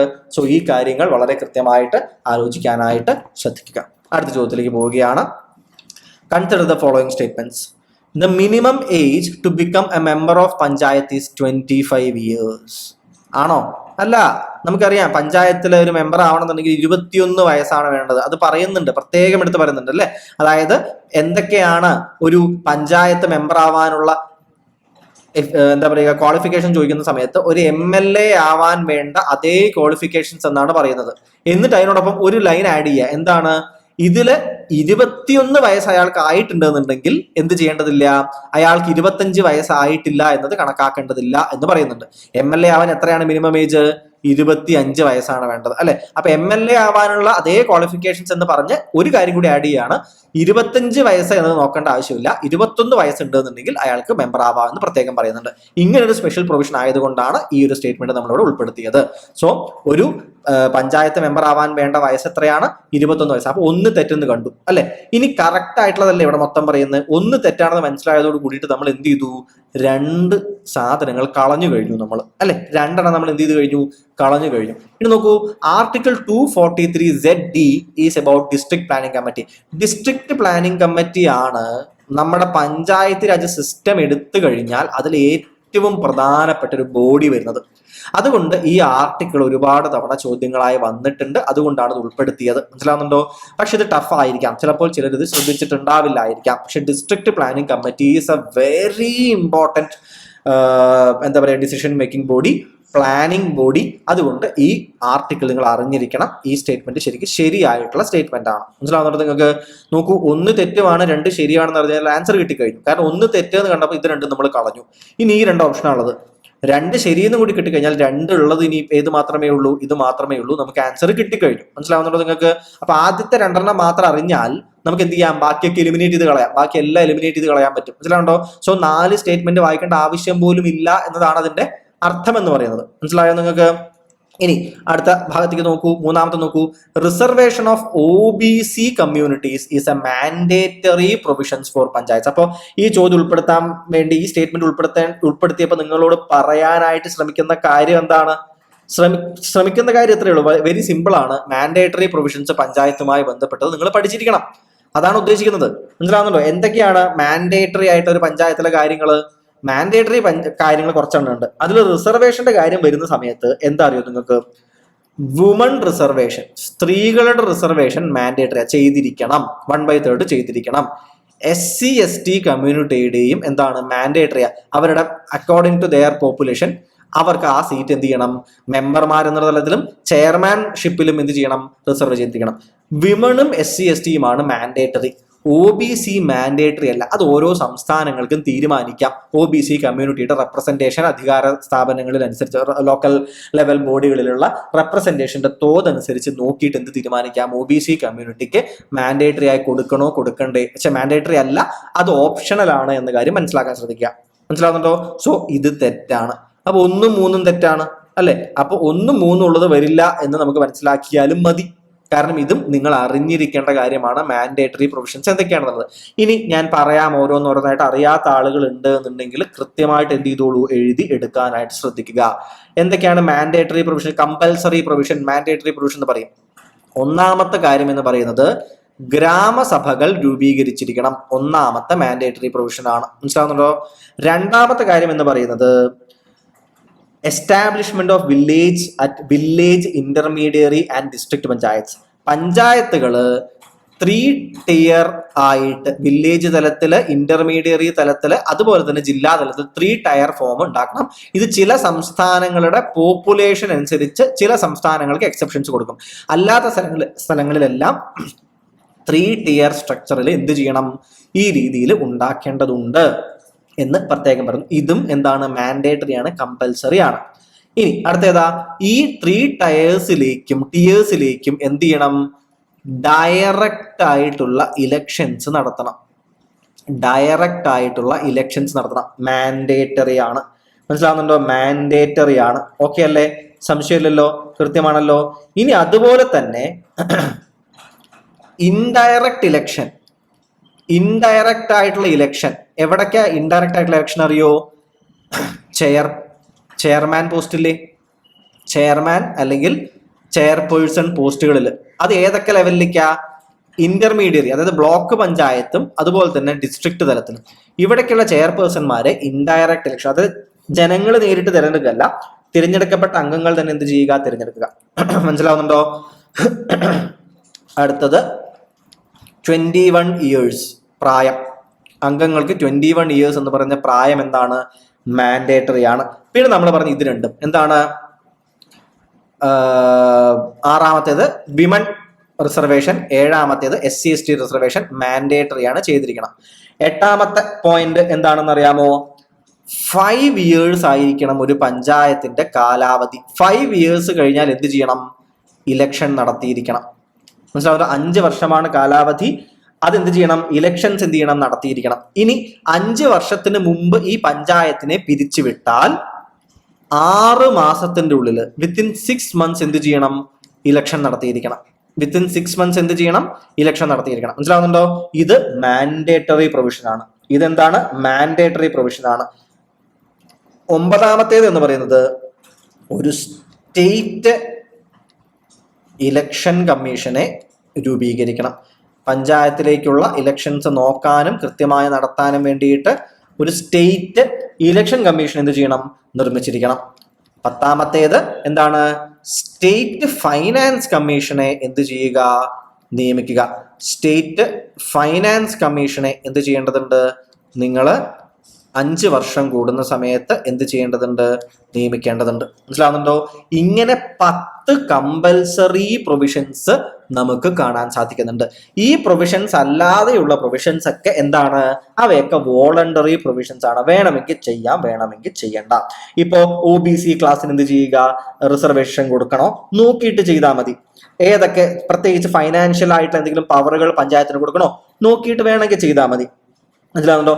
MP മാരെയും MLA മാരെയും ആ ഭാഗത്തെ ആൾക്കാരെ ആ പഞ്ചായത്തുകളുടെ മീറ്റിങ്ങുകളിലും ബാക്കി കാര്യങ്ങളിലും ആ പഞ്ചായത്തുകളിലേക്കും ഉൾപ്പെടുത്തണോ? നോക്കി ചെയ്താൽ മതി. മനസ്സിലാവുന്നുണ്ടോ? അപ്പൊ ഇതൊക്കെ നോക്കി ചെയ്യലാണ്. പക്ഷെ ഗ്രാമസഭ രൂപീകരിക്കല്, 3 tier ഗവൺമെന്റ്, ഡയറക്റ്റ് ഇലക്ഷൻസ് നടത്തുന്നത്, ഇന്റർമീഡിയറ്റ് അതായത് ബ്ലോക്ക് ജില്ലാ തലങ്ങളിലെ ചെയർപേഴ്സൺ ചെയർമാൻമാരെ ഇൻഡയറക്ട്ലി ഇലക്ട് ചെയ്യുന്നത്, 21 വയസ്സ് പ്രായം എന്നുള്ളത്, 5 വർഷമാണ് പഞ്ചായത്തിന്റെ കാലാവധി. അതിനു മുമ്പ് പിരിച്ചുവിട്ടപ്പെട്ട പഞ്ചായത്ത് സമിതി പിരിച്ചുവിടപ്പെട്ടാൽ 6 മാസത്തിനുള്ളിൽ ഇലക്ഷൻ നടത്തണം എന്നുള്ളത്, സ്ത്രീകൾക്കും SC/ST കമ്മ്യൂണിറ്റിക്കുമുള്ള റിസർവേഷൻ, സ്റ്റേറ്റ് ഇലക്ഷൻ കമ്മീഷനെ നിയമിക്കുക എന്നുള്ളത്, ഫൈനാൻസ് കമ്മീഷനെ നിയമിക്കുക എന്നുള്ളത്. ഈ 10 കാര്യവും എന്താണ്? മാൻഡേറ്ററി ആണ്, കമ്പൽസറി ആണെന്ന് മനസ്സിലാക്കാൻ ശ്രദ്ധിക്കുക. വെരി ഇമ്പോർട്ടൻറ്റ് പാർട്ട് കൃത്യമായിട്ട് മനസ്സിലാക്കുക. ഇനി 4ാമത്തെ സ്റ്റേറ്റ്മെന്റ് ആണ് article 40 deals with organisation of village panchayat. Gandhian principle എന്ന് പറയുന്ന തലത്തിൽ വരുന്ന ആർട്ടിക്കിൾ 40 ഇത് തന്നെയാണ് പറയുന്നത്. അപ്പോൾ ഓപ്ഷൻ നിങ്ങൾക്ക് മനസ്സിലായല്ലോ. ഓൺലി 2 and 4 ആർ കറക്റ്റ് എന്നുള്ളതാണ് ശരിയായിട്ടുള്ള സ്റ്റേറ്റ്മെന്റ്. അടുത്ത ചോദ്യത്തിലേക്ക് പോവുകയാണ്. റോക്സിനെ സംബന്ധിച്ച ജിയോഗ്രഫിയുമായി ബന്ധപ്പെട്ടിട്ടുള്ള ഒരു ചോദ്യമാണ്. എന്താണ്? Igneous rocks are also called primary rocks. ശരിയല്ലേ? ഭൂമിയുടെ ഉള്ളിൽ നിന്നും എന്താണ് ലാവയും മാഗ്മയും പുറത്തിറങ്ങിയിട്ടും മറ്റും ഉള്ളിൽ നിന്ന് ഉറയ്ക്കുകയോ മുകളിലെത്തി ഉറയ്ക്കുകയോ ചെയ്യുന്ന രീതിയിൽ ഡയറക്ട്ലി ലാവ മാഗ്മയിൽ നിന്ന് ഉണ്ടാകുന്ന കല്ലുകളാണ് ഇഗ്നിയസ് റോക്കുകൾ, അല്ലെ? പ്ലൂട്ടോണിക് റോക്സുകൾ, വോൾക്കാനിക് റോക്കുകൾ. പ്ലൂട്ടോണിക് റോക്സ് എന്താണ്? ഭൂമിയുടെ അടിയിൽ വെച്ച് തന്നെ തണുക്കുമ്പോൾ ഉണ്ടാവുന്നതാണ്. വോൾക്കാനിക് റോക്സോ വോൾക്കാനോ പോലെ മുകളിലേക്ക് ലാവ എത്തിയ ശേഷം ഉണ്ടാവുന്ന റോക്സ് ആണ് വോൾക്കാനിക് റോക്സ്. ഇഗ്നിയസ് റോക്സിന്റെ 2 ഡിവിഷനുകളാണിവ, അല്ലെ? അപ്പൊ ഇഗ്നിയസ് റോക്സ് പ്രൈമറി റോക്കുകൾ എന്നറിയപ്പെടാൻ കാരണം എന്താണ്? ഇപ്പോ മെറ്റാമോർഫിക് റോക്കുകൾ ആണെന്നുണ്ടെങ്കിൽ മെറ്റാമോർഫിക് റോക്സ് ഒരു റോക്കിന് രൂപമാറ്റം സംഭവിച്ചുണ്ടാവുന്നവയാണ് മെറ്റാമോർഫിക് റോക്സ്. സെഡിമെന്ററി റോക്കുകളോ ബാക്കിയുള്ള റോക്സ്, മെറ്റാമോർഫിക് റോക്സും അതുപോലെ തന്നെ ഇഗ്നിയസ് റോക്സും ഒക്കെ ഇങ്ങനെ പൊട്ടി ഇറോഷൻ സംഭവിച്ച് അപരദന പ്രക്രിയകളിലൂടെ ഇങ്ങനെ എന്താ പറയുക, പാറക്കഷ്ണങ്ങൾ ഇങ്ങനെ അടുക്കി വെച്ച് അവ നിക്ഷേപിക്കപ്പെട്ട് സെഡിമെന്റുകളായി നിക്ഷേപിക്കപ്പെട്ട് ഇങ്ങനെ ഉണ്ടായിട്ടുള്ള റോക്സ് ആണ് സെഡിമെന്ററി റോക്കുകൾ. അപ്പൊ മെറ്റാമോർഫിക് റോക്കുകൾ ആണെങ്കിലും സെഡിമെന്ററി റോക്കുകൾ ആണെങ്കിലും മറ്റ് റോക്സിൽ നിന്നുണ്ടാവുന്നവയാണ്. എന്നാൽ ഇഗ്നിയസ് റോക്കുകൾ ആണെന്നുണ്ടെങ്കിലോ അവ ഡയറക്ട്ലി ലാവയും മാഗ്മയും തണുത്തുണ്ടാവുന്നവയാണ്. അതുകൊണ്ടാണ് ഇഗ്നിയസ് റോക്കുകളെ പ്രൈമറി റോക്കുകൾ അല്ലെങ്കിൽ പാരന്റ് റോക്കുകൾ, പ്രൈമറി റോക്കുകൾ അല്ലെങ്കിൽ പാരന്റ് റോക്കുകൾ എന്ന് വിളിക്കുന്നത്. മനസ്സിലായോ? അപ്പൊ 1ാമത്തെ സ്റ്റേറ്റ്മെന്റ് ശരിയായ സ്റ്റേറ്റ്മെന്റ് ആണ്. സെക്കൻഡ് സ്റ്റേറ്റ്മെന്റ് നോക്കൂ. Metamorphic rocks normally show stratification. എന്താ സ്ട്രാറ്റിഫിക്കേഷൻ? സ്ട്രാറ്റാസ് എന്ന് വെച്ച് കഴിഞ്ഞാൽ ലെയറുകൾ എന്നാണ് സ്ട്രാറ്റ എന്ന വാക്കിനർത്ഥം. Metamorphic rocks generally normally show stratification ആണോ? അല്ല. ആരാണ് സ്ട്രാറ്റിഫിക്കേഷൻ കാണിക്കുന്നത്? ഇപ്പൊ നമ്മൾ പറഞ്ഞില്ലേ, സെഡിമെന്ററി റോക്കുകൾ എങ്ങനെ ഉണ്ടാവുന്നത്? ഒരു ലെയർ സെഡിമെന്റ്സ് നിക്ഷേപിക്കപ്പെടുന്നു, അടുത്ത ലെയർ സെഡിമെന്റുകൾ നിക്ഷേപിക്കപ്പെടുന്നു, അടുത്ത ലെയർ സെഡിമെന്റുകൾ ഇങ്ങനെ ലെയർ ആയിട്ട് സെഡിമെന്റുകൾ നിക്ഷേപിക്കും. എന്നിട്ട് എന്ത് ചെയ്യുകയാണ്? ഈ സെഡിമെന്റുകൾ നിക്ഷേപിച്ച് അവയുടെ മുകളിൽ എന്ത് ചെയ്യുകയാണ്? ഒരു വല്ലാത്ത രീതിയിലുള്ള എന്ത് വരും? ഒരു സ്ട്രാറ്റിഫിക്കേഷൻ സംഭവിക്കുകയാണ്. മനസ്സിലാവുന്നുണ്ടോ? അവയുടെ മുകളിൽ എന്ത് സംഭവിക്കുകയാണ്? സ്ട്രാറ്റിഫിക്കേഷൻ സംഭവിക്കുകയാണ്. സ്ട്രാറ്റാസ് എന്ന് വെച്ച് കഴിഞ്ഞാൽ ഇങ്ങനെ ലെയറുകൾ എന്ത് ചെയ്യുകയാണ്? ഉണ്ടാവുകയാണ്. മനസ്സിലാവുന്നുണ്ടോ? എന്നിട്ട് ഈ കുറെ വെയിറ്റ് ആവുമ്പോൾ എന്ത് ചെയ്യും? അവിടെ സംഭവിക്കുന്ന പ്രോസസ്സിന്റെ പേരെന്താ കൂട്ടുകാർക്ക്? ലിത്തിഫിക്കേഷൻ. ലിത്തിഫിക്കേഷൻ എന്നാണ് അതിനെ വിളിക്കുന്നത്. ലിത്തിഫിക്കേഷൻ എന്നാണ് വിളിക്കുന്നത്. അപ്പോൾ ഈ ലിത്തിഫിക്കേഷൻ ആണ് എന്തിലേക്ക് കാരണമാവുന്നത്? ഇങ്ങനെ വലിയൊരു പാർട്ട് ഉണ്ടാവുകയും ആ ഭാഗങ്ങളിൽ വെയിറ്റ് ആയി ഇവ ഒരു റോക്കായിട്ട് മാറും. മനസ്സിലാവുന്നുണ്ടോ? ഇനി അതിന്റെ മറ്റൊരു പ്രത്യേകത എന്താ? ഇപ്പൊ ആദ്യത്തെ ലെയർ എന്ത് ചെയ്തു? ഇങ്ങനെ നിക്ഷേപിക്കപ്പെടുകയാണ്. അതിൻ്റെ ഇടയിൽ ചിലപ്പോൾ ഇവിടെ ഒരു ജീവി വന്ന് മരിച്ചു വീഴും. അല്ലെങ്കിൽ ഒരു മരം വീഴും, ഇവിടെ മനസ്സിലാവുന്ന ഒരു മരം വീഴും, അതിന്റെ മുകളിലാണ് അടുത്ത ലെയർ വരുന്നത്, അതിന്റെ മുകളിൽ അടുത്ത ലെയർ, ഇവിടെ വേറൊരു മൃഗം വീഴും, അതിന്റെ മുകളിൽ അടുത്ത ലെയർ, ഇങ്ങനെ കാലങ്ങളോളം ഇങ്ങനെ എന്താണ് ലെയർ ആയിട്ടാണ് എന്തുണ്ടാവുന്നത്, ഈ സെഡിമെന്ററി റോക്ക് ഉണ്ടാവുന്നത്. അതുകൊണ്ട് തന്നെ ഇവയ്ക്ക് സ്ട്രാറ്റാസും ഉണ്ട്, ഈ ലെയറുകളുടെ ഇടയിൽ ഫോസിലുകളും കാണും. മനസ്സിലാവുന്നുണ്ടോ? അതുകൊണ്ട് sedimentary rocks generally have fossil സിൻഡം എന്ന് പറയുന്നത് ശരിയായ സ്റ്റേറ്റ്മെന്റ് ആണ്. അപ്പോൾ 1ഉം 3ഉമാണ് ശരിയായ statement. 1 and 3 are correct. 1 and 3 are correct എന്ന് മനസ്സിലാക്കുക. ഇനി ഇത് മൊത്തത്തിൽ കൺഫ്യൂഷൻ ആണെന്നുണ്ടെങ്കിൽ ഈ സ്ട്രാറ്റിഫിക്കേഷൻ നടക്കുന്നത് മെറ്റാമോർഫിക് റോക്സിലല്ല. മെറ്റാമോർഫിക് റോക്സ് ഒരു rock, igneous Roko sedimentary Roko തുടർച്ചയായ പ്രഷറിനും അതുപോലെ തന്നെ എന്താ പറയുക ടെമ്പറേച്ചറിനും ഒക്കെ വിധേയമാകുന്ന സമയത്ത് അവയുടെ മെറ്റാമോർഫിസം എന്ന് വെച്ചാൽ എന്താ അർത്ഥം? രൂപമാറ്റം അല്ലെ. മെറ്റാമോർഫിസം എന്ന് വെച്ചാൽ മെറ്റാമോർഫിക് എന്നതിന്റെ അർത്ഥം എന്താ? ചേഞ്ച് ഓഫ് ഫോം, അതിന്റെ ഫോം മാറുക. ഇഗ്നിയസും സെഡിമെന്ററിയും മാറിയിട്ടുണ്ടാവുന്ന റോക്കുകളാണ് മെറ്റാമോർഫിക് റോക്ക്. അവയ്ക്ക് ലെയറുകളില്ല. അപ്പൊ 2 തെറ്റാണെന്ന് മനസ്സിലാക്കിയാൽ തന്നെ 2 വരുന്ന ഓപ്ഷൻസ് ഒക്കെ നമുക്ക് എന്ത് ചെയ്യാം? കട്ട് ചെയ്ത് കളയാം. 1 and 3ലേക്ക് നമുക്ക് ഡയറക്റ്റ്ലി എത്താം. അപ്പോൾ എലിമിനേഷൻ മെത്തേഡ് ഞാനിപ്പോൾ ഓരോ ചോദ്യത്തിലും എലിമിനേഷൻ മെത്തേഡ് ഉണ്ടോ എന്ന് പറഞ്ഞു പോകുന്നില്ല. നിങ്ങൾ തന്നെ എന്ത് ചെയ്യുക? കൃത്യമായി നോക്കുക. ഇവിടെയും ഇതിന് മുമ്പത്തെ ചോദ്യത്തിലൊക്കെ നമുക്ക് എന്ത് ചെയ്യാൻ പറ്റുന്നുണ്ട്? ഓപ്ഷൻസ് എലിമിനേറ്റ് ചെയ്ത് സുഖമായ ആൻസറിലേക്ക് എത്താനായിട്ട് സാധിക്കുന്നുണ്ട്. അപ്പോൾ കൃത്യമായി എന്ത് ചെയ്യുക? സ്റ്റേറ്റ്മെന്റ് വായിച്ചിട്ട് എലിമിനേറ്റ് ചെയ്യാൻ പറ്റുമോ എന്ന് നിങ്ങൾ തന്നെ എന്ത് ചെയ്യണം? തിരിച്ചറിയാനുള്ള പാകത്തിലേക്ക് 9 ആഴ്ച കഴിയുമ്പോൾ നിങ്ങൾ എത്തിയിട്ടുണ്ടാകുമെന്ന് ഞാൻ വിശ്വസിക്കുകയാണ്. ഓക്കെ അല്ലേ? അപ്പൊ ഈ ഭാഗം നമ്മൾ കഴിഞ്ഞു. ഇനി മെറ്റാമോർഫിക് റോക്കുകൾ കൃത്യമായി പഠിച്ചു വെക്കുക. ഏത് മാറിയിട്ട് എന്തുണ്ടാവുന്നു എന്ന പട്ടികയില്ലേ? ഗ്രാനൈറ്റ് മാറിയിട്ട് എന്തുണ്ടാകുന്നുണ്ട്? ഗ്നീസ് ഉണ്ടാകുന്നത് അല്ലെ. ക്ലേ മാറിയിട്ട് എന്തുണ്ടാകാറുണ്ട്? ക്ലേ മാറിയിട്ട് സ്ലേറ്റ് ഉണ്ടാകാറുണ്ട് അല്ലെ. സ്ലേറ്റ് ഉണ്ടാകാറുണ്ട്. അതുപോലെ തന്നെ ഷെയില് മാറിയിട്ട് ഏതുണ്ടാകാറുണ്ട്? ഷിസ്റ്റ് ആവും അല്ലെ. സാൻഡ്സ്റ്റോൺ മാറിയിട്ട് എന്തുണ്ടാകും? ക്വാഡ്സൈറ്റ് ഉണ്ടാകും അല്ലെ. കോൾ മാറിയിട്ട് എന്തുണ്ടാകും? ഗ്രാഫൈറ്റ് ഉണ്ടാകാറുണ്ട്. ലൈംസ്റ്റോൺ മാറിയിട്ട് എന്തുണ്ടാകാറുണ്ട്? മാർബിൾ ഉണ്ടാകാറുണ്ട്. അപ്പോൾ മെറ്റാമോർഫിക് റോക്കുകളുടെ ഉദാഹരണങ്ങളാണ് ഇവ മൊത്തം. മനസ്സിലാവുന്നുണ്ടോ? ഗ്രാനൈറ്റ് ഗ്നീസ് ആകുന്നു, ക്ലേ സ്ലേറ്റ് ആകുന്നു, ഷെയിൽ ഷിസ്റ്റ് ആകുന്നു, സാൻഡ്സ്റ്റോൺ ക്വാർട്സൈറ്റ് ആകുന്നു, കോൾ ഗ്രാഫൈറ്റ് ആകുന്നു, ലൈംസ്റ്റോൺ മാർബിൾ ആകുന്നു. മനസ്സിലാവുന്നുണ്ടോ? ഇവയൊക്കെ എന്താണ്? മെറ്റാമോർഫിസം സംഭവിച്ച് ഇവ മാറിയിട്ടുണ്ടാവുന്നവയാണ് ഇവ ഓരോന്നും. ഓർത്ത് വെക്കാൻ പ്രത്യേകം ശ്രദ്ധിക്കുക. Good morning everyone. അക്കാഡമിക്സ് PSCയുടെ സെക്രട്ടേറിയറ്റ് അസിസ്റ്റന്റ് കോഴ്സിലേക്കുള്ള അഡ്മിഷനുകൾ ഇപ്പോൾ നടന്നുകൊണ്ടിരിക്കുകയാണ്. Preliminary and main examination comprehensive ആയിട്ട് കവർ ചെയ്യുന്ന രീതിയിലേക്കുള്ള ഒരു കോഴ്സാണ് ഞങ്ങൾ നിങ്ങൾക്ക് വേണ്ടിയിട്ട് ഒരുക്കിയിരിക്കുന്നത്. നിലവിൽ പ്രിലിമിനറി എക്സാമിനേഷനുമായി ബന്ധപ്പെട്ട സ്റ്റഡി പ്ലാൻ റണ്ണിംഗ് ആണ്. പ്രിലിമിനറി എക്സാമിനേഷന് ശേഷം മെയിൻസ് എക്സാമിനേഷൻ കോൺസെൻട്രേറ്റ് ചെയ്തുകൊണ്ട് സ്പെഷ്യൽ ടോപ്പിക്കുകൾ ഏറ്റവും നല്ല രീതിയിൽ കവർ ചെയ്തുകൊണ്ട് ആ ഭാഗവും ഉൾപ്പെടുത്തിക്കൊണ്ട് ഒരു സ്റ്റഡി പ്ലാൻ നമ്മൾ ആരംഭിക്കുന്നതായിരിക്കും.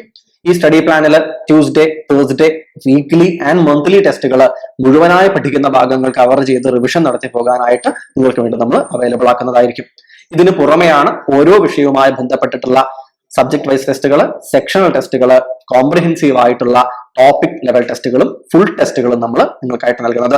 പരീക്ഷ എഴുതി പഠിക്കേണ്ടതുണ്ട്. അതുപോലെ തന്നെ നമ്മുടെ ഫാക്കൾട്ടീസുമായിട്ട് നിങ്ങൾക്ക് സംശയങ്ങൾ ചോദിക്കുന്നതിനും അവ തീർത്ത് കിട്ടുന്നതിനും വേണ്ടിയിട്ടുള്ള കോഴ്സ് എടുത്ത കുട്ടികൾക്കായിട്ടുള്ള ഒരു സ്പെഷ്യൽ ടെലിഗ്രാം ഗ്രൂപ്പും നമ്മൾ നിങ്ങൾക്ക് അവൈലബിൾ ആക്കുന്നതായിരിക്കും. സംശയങ്ങളൊന്നും തന്നെ ഇല്ലാതെ പഠിക്കാം, വളരെ എൻജോയ് ചെയ്തുകൊണ്ട് പഠിക്കാം. നമുക്ക് ഒന്നിച്ച് മുന്നേറാം. ഇനി താഴെ പറയുന്ന പ്രസ്താവനകൾ പരിശോധിക്കുക എന്നാണ് പറയുന്നത്. എന്താണ്? ക്ലൗഡുകളുടെ മഴമേഘങ്ങളല്ല, മേഘങ്ങളെ കുറിച്ചാണ് പറയുന്നത്. നോക്കൂ, മഴയ്ക്ക് കാരണമാകുന്ന മേഘങ്ങൾ നിംബസ് മേഘങ്ങളാണ്. ആണോ? തീർച്ചയായിട്ടും കറക്റ്റ് ആണ്. എന്താണ് നിംബസ് മേഘങ്ങൾ എന്ന് പറയുന്നത്? ബേസിക്കലി എന്താണ് നിംബസ് മേഘങ്ങൾ? They are formed at an intermediate altitude. അതായത് ഇങ്ങനെ ഭൂമിയാണെന്നുണ്ടെങ്കിൽ ഏറ്റവും മുകളിൽ ഒരു എന്താ പറയുക, ഇങ്ങനെ ഫെദർ കണക്കുണ്ടാവുന്ന മേഘങ്ങളാണ് ഏത് എന്ന് പറയുന്നത്? ഫെദർ കണക്കുണ്ടാവുന്ന ഏറ്റവും മുകളിൽ ഉണ്ടാവുന്ന മേഘങ്ങൾ ഫെദർ ലൈക്ക് എന്നാണ്. എന്താണ് ഫെദർ ലൈക്ക് ഉണ്ടാവുന്ന മേഘങ്ങളെയാണ് ഏത് പേരിൽ വിളിക്കാറുള്ളത്? സിറസ് എന്ന് വിളിക്കാറുള്ളത്. മനസ്സിലാവുന്നുണ്ടോ? സിറസ് എന്ന് വിളിക്കാറുള്ളത്. ചില മേഘങ്ങൾ നിങ്ങൾ കണ്ടിട്ടില്ലേ, ഇങ്ങനെ പഞ്ഞിക്കെട്ട് പോലെ വലിയ മേഘങ്ങൾ, അല്ലെങ്കിൽ ഒരു കോളിഫ്ലവർ പോലെ ഇങ്ങനെ കോളിഫ്ലവറിന്റെ മുകളിൽ കണ്ടിട്ടില്ലേ ഇങ്ങനെ, അങ്ങനെ ഉണ്ടാവുന്ന എന്താ പറയുക ചില മേഘങ്ങളുണ്ട്. ആ രീതിയിൽ ഉണ്ടാവുന്ന മേഘങ്ങളുടെ പേരെന്താന്ന് അറിയോ കൂട്ടുകാർക്ക്? പഞ്ഞിക്കെട്ട് പോലെ അല്ലെങ്കിൽ കോളിഫ്ലവർ പോലെ ഉണ്ടാകുന്ന മേഘങ്ങൾ, അവയെ വിളിക്കുന്ന പേരെന്ന് പറയുന്നത് ക്യുമുലസ് മേഘങ്ങൾ എന്നാണ്. അവയെ വിളിക്കുന്ന പേരെന്താണ്? ക്യുമുലസ് മേഘങ്ങൾ എന്നാണ് വിളിക്കുക. പിന്നെ കുറച്ചുകൂടി താഴെയായിട്ട് ഇങ്ങനെ ഒരു വലിയ ഒരു ലെയർ പോലെ എന്താണ് ഉണ്ടാവുന്ന ചില മേഘങ്ങളുണ്ട്. ഒരു സ്ട്രാറ്റ, നമ്മൾ പഠിച്ചല്ലോ സ്ട്രാറ്റ, അത്തരം മേഘങ്ങളെയാണ് സ്ട്രാറ്റസ് മേഘങ്ങൾ എന്ന് വിളിക്കുക. എന്താണ് സ്ട്രാറ്റസ് മേഘങ്ങൾ എന്ന് വിളിക്കുക? മനസ്സിലാവുന്നുണ്ടോ? ഇത് ഞാനൊരു വര പോലെ വരച്ച പോലെ അല്ല ഉണ്ടാവുക, ജനറലി ചില കാര്യങ്ങൾ പറയാം. അപ്പോൾ ഇങ്ങനെ പഞ്ഞിക്കെട്ട് പോലെ ഇങ്ങനെ കാണുന്ന വലിയ പഞ്ഞിക്കെട്ട് പോലെ വലിയ മേഘങ്ങൾ കാണില്ലേ, നമ്മൾ ഇങ്ങനെ ഈ മുകൾ ഭാഗം ഇങ്ങനെ കൂണ് പോലെ ഇങ്ങനെ മാറി മാറി പോകുന്നത്, അവയാണ് ക്യുമുലസ്. വളരെ ഹൈറ്റിൽ കാണുന്ന ഫെദർ ടൈപ്പ് മേഘങ്ങളാണ് ഇതെന്ന് പറയുന്നത്. ഇങ്ങനെ ചെതറിയ ടൈപ്പ് ഇങ്ങനെ മേഘങ്ങൾ ഉണ്ടാവും, മനസ്സിലാവുണ്ട്? ഇങ്ങനത്തെ ഷേപ്പിലൊക്കെ ഉള്ള മേഘങ്ങൾ ഉണ്ടാവും, അവയാണ് സിറസ് മേഘങ്ങൾ. ഇനി ഇതിന്റെയൊക്കെ വിട്ടിട്ട് വെർട്ടിക്കൽ എക്സ്റ്റെൻഡ് ധാരാളമായിട്ടുള്ള ചില മേഘങ്ങളുണ്ട്, ഇവയാണ് നിംബസ് മേഘങ്ങൾ. ഇവിടെ പ്രത്യേകത എന്താ അറിയോ? ഇവ ഒരു ഗ്രേ കളർ ആയിട്ടുള്ള, ഒരു ഗ്രേഷ് കളർ ആയിരിക്കും നിംബസ് മേഘങ്ങൾക്ക് ഉണ്ടാവുക. മനസ്സിലാവുന്നുണ്ടോ? ഒരു ഗ്രേഷ് കളർ അവയ്ക്ക് ഉണ്ടാവുക. മനസ്സിലാവുന്നുണ്ടോ? ഒരു ഗ്രേയിഷ് കളർ, അതായത് ഒരു കാർമേഘം നമ്മൾ പറയില്ലേ, അതിന് ഒരു ഡാർക്ക് ബ്ലാക്ക്, ഒരു ഡീപ് ഗ്രേ കളറേഷൻ ഉണ്ടാവുക.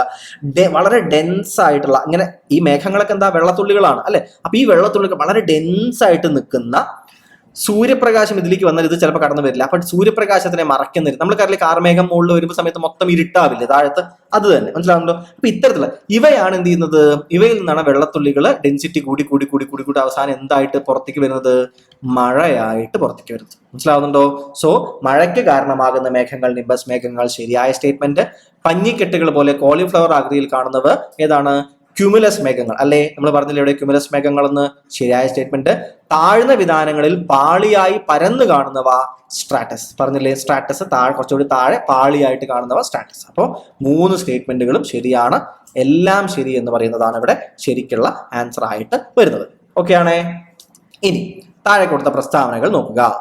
വിഷുവങ്ങൾ നമ്മൾ മലയാളവും ഇംഗ്ലീഷും കലർത്തിയാണ് ക്വസ്റ്റ്യൻ പേപ്പർ ഉണ്ടാക്കാറുള്ളത്. 2 കൂട്ടർക്കും ഓക്കെ ആവട്ടെ പറഞ്ഞിട്ട്. പക്ഷെ ഞാൻ പിന്നെയും പറയുന്നു, ഇംഗ്ലീഷ് സ്റ്റേറ്റ്മെന്റ് വായിച്ച് ആൻസർ ചെയ്യുന്നതാണ് ഏറ്റവും നല്ലത്. എന്തെങ്കിലും ഡൗട്ട് വന്നു കഴിഞ്ഞാൽ PSC തന്നെ പറഞ്ഞിട്ടുണ്ട്, എന്തേ നോക്കുകയുള്ളൂ? ഇംഗ്ലീഷിലുള്ള ക്വസ്റ്റ്യൻ മാത്രമേ നോക്കുകയുള്ളൂ കണിശമായി പറഞ്ഞിട്ടുണ്ട്. അതുകൊണ്ട് ബാക്കി ഡിസിഷൻ നിങ്ങളുടേതാണ്.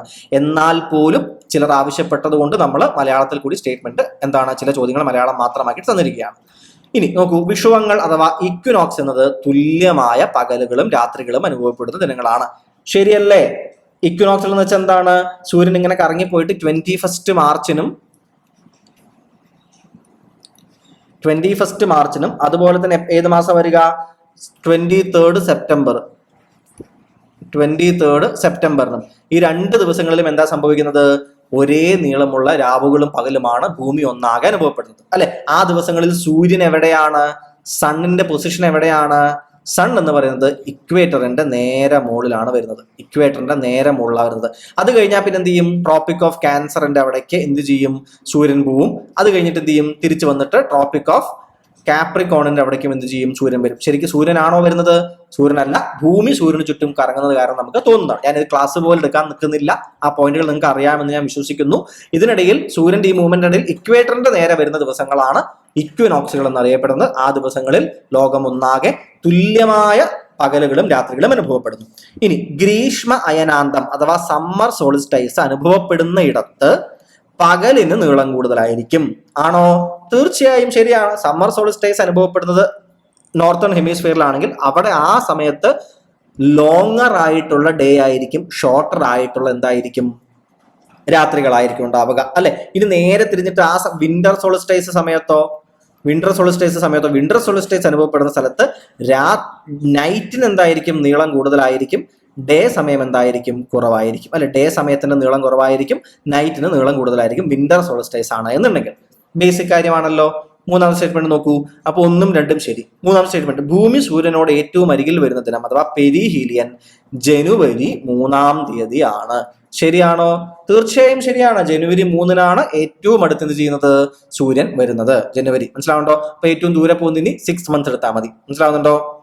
അപ്പോൾ February, March, April, May, June, July എന്ന് എടുത്തു പോകുമ്പോൾ നമുക്ക് എന്ത് കാണാൻ പറ്റും? ഏറ്റവും ദൂരെ പോകുന്നത് നമുക്ക് കാണാനായിട്ട് സാധിക്കും. അപ്പോൾ ജനുവരി 3 ഇവ ഓരോന്നും പ്രീവിയസ് ഇയർസിൽ ചോദിച്ചിട്ടുള്ള ചോദ്യങ്ങളാണ്. PSCയിൽ ഓരോന്നും ഓർത്തിരിക്കാനായിട്ട് പ്രത്യേകം ശ്രദ്ധിക്കുക. അപ്പം 3 സ്റ്റേറ്റ്മെന്റും ശരി, എല്ലാം ശരി എന്നുള്ളതാണ് ഇവിടെ വരുന്നത്.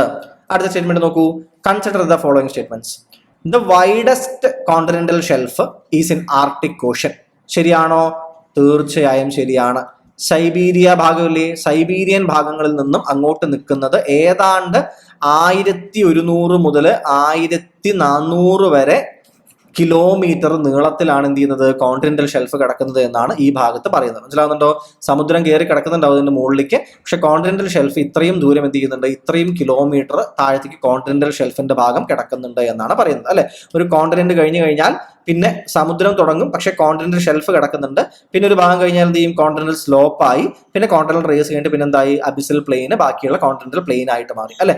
അപ്പോ ഇവിടം വരെ എന്താണ്? കരയാണ്, ലാൻഡ് ആണ്. ഇവിടെ നിങ്ങളുടെ എന്താണ്? സമുദ്രം വന്നിരിക്കുന്നു.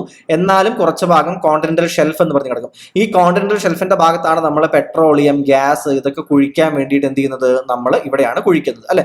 പിന്നെ അത് പെട്ടെന്ന് ഒരു സ്ലോപ്പിലേക്ക് പോകും. പിന്നെ കോണ്ടിനെന്റൽ റൈസ് ഉണ്ട് ഇത്തിരി. ഈ എന്താ പറയുന്നത്? കോണ്ടിനെന്റൽ ഷെൽഫൊക്കെ കഴിഞ്ഞിട്ടുള്ള ബാക്കി ഭാഗങ്ങളിലാണ് എന്ത് ചെയ്യുന്നത്? ഈ കോണ്ടിനെന്റൽ ഷെൽഫ് കഴിഞ്ഞ് കോണ്ടിനെന്റൽ സ്ലോപ്പ് കഴിഞ്ഞ് എന്ത് ചെയ്യുന്നുണ്ട്? ഓഷ്യാനിക് ക്രസ്റ്റ് ഇവിടെയാണ് വരുന്നത്, അല്ലെ? ഇതൊക്കെ എന്ത് ചെയ്യുക? നിങ്ങൾ ഓർത്ത് വെക്കാനായിട്ട് ശ്രദ്ധിക്കുക. ഇനി deepest points of the ocean, the trenches are found along the abyssal plain of the ocean. Abyssal plain എവിടെയാ? ഇവിടെയാണ് അബിസൽ പ്ലെയിൻ വരുന്നത്, അല്ലെ? ഈ പ്ലെയിൻ താഴത്തെ അബിസൽ പ്ലെയിൻ ഇവിടെ ഈ ഭാഗത്തായിട്ടാണ് വരുന്നത്. ഇവിടെയാണോ ട്രെഞ്ചസ്? അല്ല. ഓഷ്യാനിക് ക്രസ്റ്റ് കോണ്ടിനെന്റൽ ക്രസ്റ്റുമായിട്ട് വന്ന് മുട്ടുന്ന ഈ ഭാഗങ്ങളിൽ ഓഷ്യാനിക് ക്രസ്റ്റ് എന്ത് ചെയ്യും? സബ്ഡക്ഷൻ സോണുകൾ ഉണ്ടാകും, അല്ലെ? ഇത് താഴത്തേക്ക് പോകും. ഈ സബ്ഡക്ഷൻ സോണിന്റെ ഈ ഭാഗത്തായിട്ടാണ് എന്തുണ്ടാവുന്നത്? ആഴമേറിയ ട്രെഞ്ചസ് ഉണ്ടാവുന്നത്. അപ്പോൾ ഈ സ്റ്റേറ്റ്മെന്റ് തെറ്റാണ്. നമ്മൾ വിചാരിക്കും സമുദ്രത്തിന്റെ ഇങ്ങനെ അടിയിലേക്ക് ദൂരേക്ക് പോകുന്തോറും ഇവിടേക്ക് പോകുന്തോറും ആഴം കൂടി പോവാണെന്ന്. പക്ഷെ ട്രെഞ്ചസ് ആണ് ഏറ്റവും ആഴം കൂടിയ ഭാഗം. അത് ഇവിടെയുള്ള ഈ സബ്ഡക്ഷൻ സോണുകള്,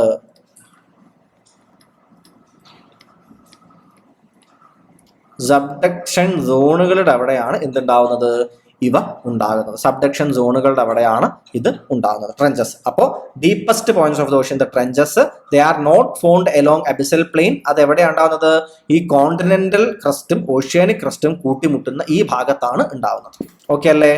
ഇനി അടുത്ത സ്റ്റേറ്റ്മെന്റ് നോക്കൂ. അപ്പൊ 2 തെറ്റാണ് എന്ന് നമുക്ക് മനസ്സിലായി. 2 തെറ്റാണെന്ന് പറയുമ്പോൾ 2 തെറ്റായിട്ടുള്ള സ്റ്റേറ്റ്മെന്റുകൾ തള്ളിക്കളഞ്ഞാൽ നമ്മൾ എന്ത് ചെയ്തു? ഓൾറെഡി ആൻസറിലേക്ക് നമ്മൾ എത്തിക്കഴിഞ്ഞു. മനസ്സിലാവുന്നുണ്ടോ? ഓൾറെഡി ആൻസറിലേക്ക് എത്തിക്കഴിഞ്ഞു. നോക്കൂ. Average salinity of Ocean is 35 parts per 1000. ശരിയായ സ്റ്റേറ്റ്മെന്റാ. ഒരു വാട്ടർ ബോഡിയുടെ ചുറ്റും മുഴുവൻ, ഇത് വാട്ടർ ആണ്, ചുറ്റും മുഴുവൻ ലാൻഡ് ആണ് എന്നുണ്ടെങ്കിൽ ആ water body generally higher salinity കാണിക്കും. കാരണം എന്താ? ലാൻഡ് വേഗം ചൂടാവും. ഇങ്ങനെ ചൂടായ ലാൻഡിനോട് ചേർന്ന് കിടക്കുമ്പോൾ ഇവിടുത്തെ ഇവാപ്പറേഷൻ എന്തായിരിക്കും? കൂടുതലായിരിക്കും. ഇവാപ്പറേഷൻ കൂടുതലായാൽ സാലിനിറ്റി എന്ത് ചെയ്യും? കൂടും, അല്ലെ? ഒരു സെർട്ടൺ എമൗണ്ട് ഓഫ് വാട്ടർ ഉണ്ടെന്ന് വിചാരിക്കൂ, അതിൽ ഉപ്പ് കലർത്തിയിട്ടുണ്ടെന്നും വിചാരിക്കൂ. ഇവാപ്പറേഷൻ കൂടിയാൽ എന്ത് ചെയ്യും? ഇതിലെ വാട്ടർ എന്ത് ചെയ്യും? വാട്ടർ മോളിക്യൂൾസ് എസ്കേപ്പ് ചെയ്തുകൊണ്ടിരിക്കുകയാണ്. അപ്പൊ ഉപ്പിന്റെ അംശം എന്താണ്? ഇവിടെ ബാക്കിയാവുകയാണ്. അപ്പൊ സാലിനിറ്റി എന്ത് ചെയ്യും? കൂടിക്കൊണ്ടിരിക്കും. ഇതുകൊണ്ടാണ് ഇവാപ്പറേഷൻ കൂടുമ്പോൾ എന്താണ്? സാലിനിറ്റി കൂടും പറയുന്നത്. ഒരു വാട്ടർ ബോഡി, ആ വാട്ടർ ബോഡിയുടെ ചുറ്റും ലാൻഡാണ്. മെഡിറ്ററേനിയൻ കടലെടുക്കൂ നിങ്ങൾ. അതെങ്ങനെയാണ് എടുക്കുന്നത്? മുകളില് യൂറോപ്പ്, താഴെ ആഫ്രിക്ക. ഇവിടെ എന്താണ്? ഇവിടെ വന്നിട്ട് ഇങ്ങനെ എന്താണ്? ഈ കരകൾ ചേരുന്നു. ഇവിടെ ജിബ്രാൾട്ടർ എന്താണ്? ഇത് കിടക്കുന്നുണ്ട്. അപ്പൊ ഇവിടെയാണ് എന്ത് കിടക്കുന്നത്? വാട്ടർ ഏരിയ കിടക്കുന്നത്. ചുറ്റും കടലാണ്, ഈ ചുറ്റും കരയാണ്. ഈ കര മുഴുവൻ ചൂടാവുമ്പോൾ എന്ത് ചെയ്യും? ഈ മെഡിറ്ററേനിയൻ കടലിന് ലവണാംശം കൂടും. മനസ്സിലാവുന്നുണ്ടോ നിങ്ങൾക്ക്? കുറച്ച് നദികൾ വന്ന് ചാടുമ്പോഴാണ് എന്ത് ചെയ്യുന്നത്? അത് അറ്റ്ലീസ്റ്റ് കോമ്പൻസേറ്റ് ചെയ്യപ്പെടുന്നത്. അപ്പോൾ നമുക്ക് ഇവ ഓരോന്നും 4 ശരിയാണ്, 3 ശരിയാണ്, 1 ശരിയാണ്, 2 മാത്രമേ തെറ്റ്. പക്ഷേ ട്രെഞ്ചുകളുടെ പൊസിഷൻ നിങ്ങൾക്ക് അറിയാം കൃത്യമായിട്ട് എന്നുണ്ടെങ്കിൽ, കോണ്ടിനെന്റൽ എന്താ പറയുക? കോണ്ടിനെന്റൽ ക്രസ്റ്റ് അവസാനിക്കുന്ന ഭാഗത്ത്, ഓഷ്യാനിക് ക്രസ്റ്റ് വന്ന് ചേരുന്ന ഭാഗത്ത് ഇവിടെയാണ് ഈ ട്രെഞ്ചുകൾ ഉണ്ടാകുന്നത് എന്ന് ആ പോയിന്റ് നിങ്ങൾക്ക് അറിയാം. അല്ലാണ്ട് അബിസൽ പ്ലെയിനിന്റെ ഈ ആഴമേറിയ ഭാഗം എന്ന് പറഞ്ഞ് ഇവിടെ അല്ല എന്നറിയാമെങ്കിൽ 2 തെറ്റാന്ന് അറിയുന്നതോടുകൂടി നിങ്ങൾക്ക് എല്ലാം സോൾവ് ചെയ്യാൻ പറ്റും. ശരിക്കും ഒരു കൃത്യമായി, പ്രത്യേകിച്ച് ഇത് 35 PPT തന്നെയാണോ, ഈ ഒരു കൺസെപ്ച്വൽ ആയിട്ടുള്ള സാധനം ഒരു ഉറപ്പില്ല, ഇങ്ങനെയൊക്കെ വരുന്ന സമയത്ത് ഒരൊറ്റ സ്റ്റേറ്റ്മെന്റിൽ നിന്ന് നമുക്ക് ആൻസറൊക്കെ എത്തിക്കാൻ പറ്റുന്ന ഒരു നല്ലൊരു എലിമിനേഷൻ ടെക്നിക്കിന്റെ ഒരു ഉദാഹരണമാണ് ഈ പർട്ടിക്കുലർ ക്വസ്റ്റ്യൻ എന്ന് പറയുന്നത്. ഓക്കെ അല്ലേ? ഓർത്തിരിക്കാനായിട്ട് ശ്രദ്ധിക്കുക. ഇനി അവസാനമായി മലയാളത്തിൽ നമ്മൾ തെറ്റായ പ്രയോഗങ്ങൾ അവയുടെ ഒരു ഭാഗം പഠിക്കാൻ തന്നിട്ടുണ്ടായിരുന്നു. ഇതിൽ ശരിയായിട്ടുള്ള വാചകം ഏത് എന്നതാണ് ചോദ്യം. നോക്കൂ, അയാൾ ഇവിടെ വരാൻ കാരണം ഞാൻ ക്ഷണിച്ചത് കൊണ്ടാണ്. നോക്കൂ, കാരണം എന്നും പറയുന്നു, പിന്നെ കൊണ്ടാണ് എന്നും പറയുന്നു. ഇത് രണ്ടും ഉപയോഗിക്കേണ്ട ആവശ്യം ഉണ്ടോ? ആവശ്യമില്ലല്ലോ. അങ്ങനെ ഒരു എന്താ പറയുക, അയാൾ ഇവിടെ വരാൻ കാരണം ഞാൻ ക്ഷണിച്ചത് കൊണ്ടാണ്. രണ്ടും എന്താണ്, വീണ്ടും വീണ്ടും എന്താണ് ഉപയോഗിക്കേണ്ട ആവശ്യം ഇല്ല അല്ലെ? അയാൾ ഇവിടെ വന്നത് ഞാൻ ക്ഷണിച്ചത് കൊണ്ടാണ്, അത്രയും ആവശ്യമുള്ളൂ. മനസ്സിലാവുന്നുണ്ടോ? അപ്പൊ ഇത് എന്താണ്, ആവശ്യമില്ലാത്തൊരു കാര്യമാണ്. മീനാക്ഷിക്ക് അമേരിക്കയിലെ കാഴ്ചകൾ എപ്പോഴും അവിശ്വസനീയമായി തോന്നിയിരുന്നു. പ്രത്യേകിച്ച് പ്രശ്നം എന്തെങ്കിലും തോന്നുന്നുണ്ടോ? തോന്നില്ല, അത് അവിടെ ഇരിക്കട്ടെ. കിഴക്ക് സൂര്യൻ ഉദിച്ചു. മലയാളത്തിന്റെ ഒരു വാചകത്തിന്റെ രീതിയുണ്ട് അല്ലെ? നമ്മൾ ഈ കർത്താവ്, കർമ്മം, ക്രിയ എന്നൊക്കെ പറയില്ലേ? സൂര്യൻ കിഴക്കുദിച്ചു എന്നാണ് പറയുക. അപ്പൊ ആ വേർഡിങ്സിന്റെ അറേഞ്ച്മെന്റ് ഓർഡർ ആണ് അല്ലെ? കിഴക്ക് സൂര്യൻ ഉദിച്ചു അപൂർണമായിട്ടുള്ള ഒരു വാചകമായിട്ടാണ് തോന്നുന്നത്. സോ അത് തെറ്റാണ്. സത്യാവസ്ഥ മനസ്സിലായപ്പോൾ പിന്നീട് അവൾ പശ്ചാത്തപിച്ചു. ഈ സത്യാവസ്ഥ മനസ്സിലായപ്പോൾ എന്ന് പറയുമ്പോൾ തന്നെ ആദ്യം മനസ്സിലായി എന്നും പിന്നീടാണ് അവൾ പശ്ചാത്തപിക്കുന്നതെന്നും പറഞ്ഞു കഴിഞ്ഞു, അർത്ഥം വന്നു കഴിഞ്ഞു അല്ലെ? അപ്പൊ സത്യാവസ്ഥ മനസ്സിലായപ്പോൾ അവൾ പശ്ചാത്തപിച്ചു, അത്രയും ആവശ്യമുള്ളൂ. മനസ്സിലാവുന്നുണ്ടോ? മനസ്സിലാവുന്നുണ്ടോ കൂട്ടുകാർക്ക്? അപ്പൊ മനസ്സിലായപ്പോൾ പിന്നീട് അങ്ങനെ ആവശ്യം വരുന്നില്ല. സോ ഇതും തെറ്റാണ്. സോ ശരിയായ സ്റ്റേറ്റ്മെന്റ് ഏതാ വരുന്നത്? മീനാക്ഷിക്ക് അമേരിക്കയിലെ കാഴ്ചകൾ എപ്പോഴും അവിശ്വസനീയമായി തോന്നിയിരുന്നു. അതിൽ പ്രത്യേകിച്ച് പ്രശ്നങ്ങളൊന്നും ഇല്ല. മനസ്സിലായില്ലേ? അപ്പോൾ നമ്മളുടെ ആദ്യ ഭാഗത്തിന്റെ ചർച്ച ഞാനിവിടെ അവസാനിപ്പിക്കുകയാണ്. ഇനി നിങ്ങൾക്ക് മാത്സിന്റെ ഭാഗങ്ങൾ, മെന്റൽ എബിലിറ്റിയുടെ ഭാഗങ്ങൾ, എക്കണോമിക്സിന്റെ ഭാഗങ്ങൾ, അതുപോലെ തന്നെ ഇംഗ്ലീഷിന്റെ ഭാഗങ്ങളുമായി അതാത് ഫാക്കൽറ്റീസ് ബാക്കി ചോദ്യങ്ങൾ ചർച്ച ചെയ്യുന്നത് ആയിരിക്കും. Okay, thank you everyone.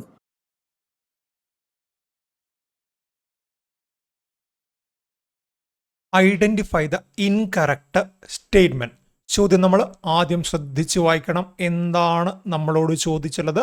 Incorrect statement അല്ലെങ്കിൽ തെറ്റായിട്ടുള്ള സ്റ്റേറ്റ്മെന്റ് കണ്ടെത്താൻ വേണ്ടിയിട്ടാണ് നമ്മളോട് പറഞ്ഞിട്ടുള്ളത് അല്ലേ? സോ ഓരോ ഓപ്ഷനായിട്ട് നമുക്ക് കൃത്യമായിട്ട് വായിക്കാം. ആദ്യത്തെ ഓപ്ഷൻ എന്താണ്?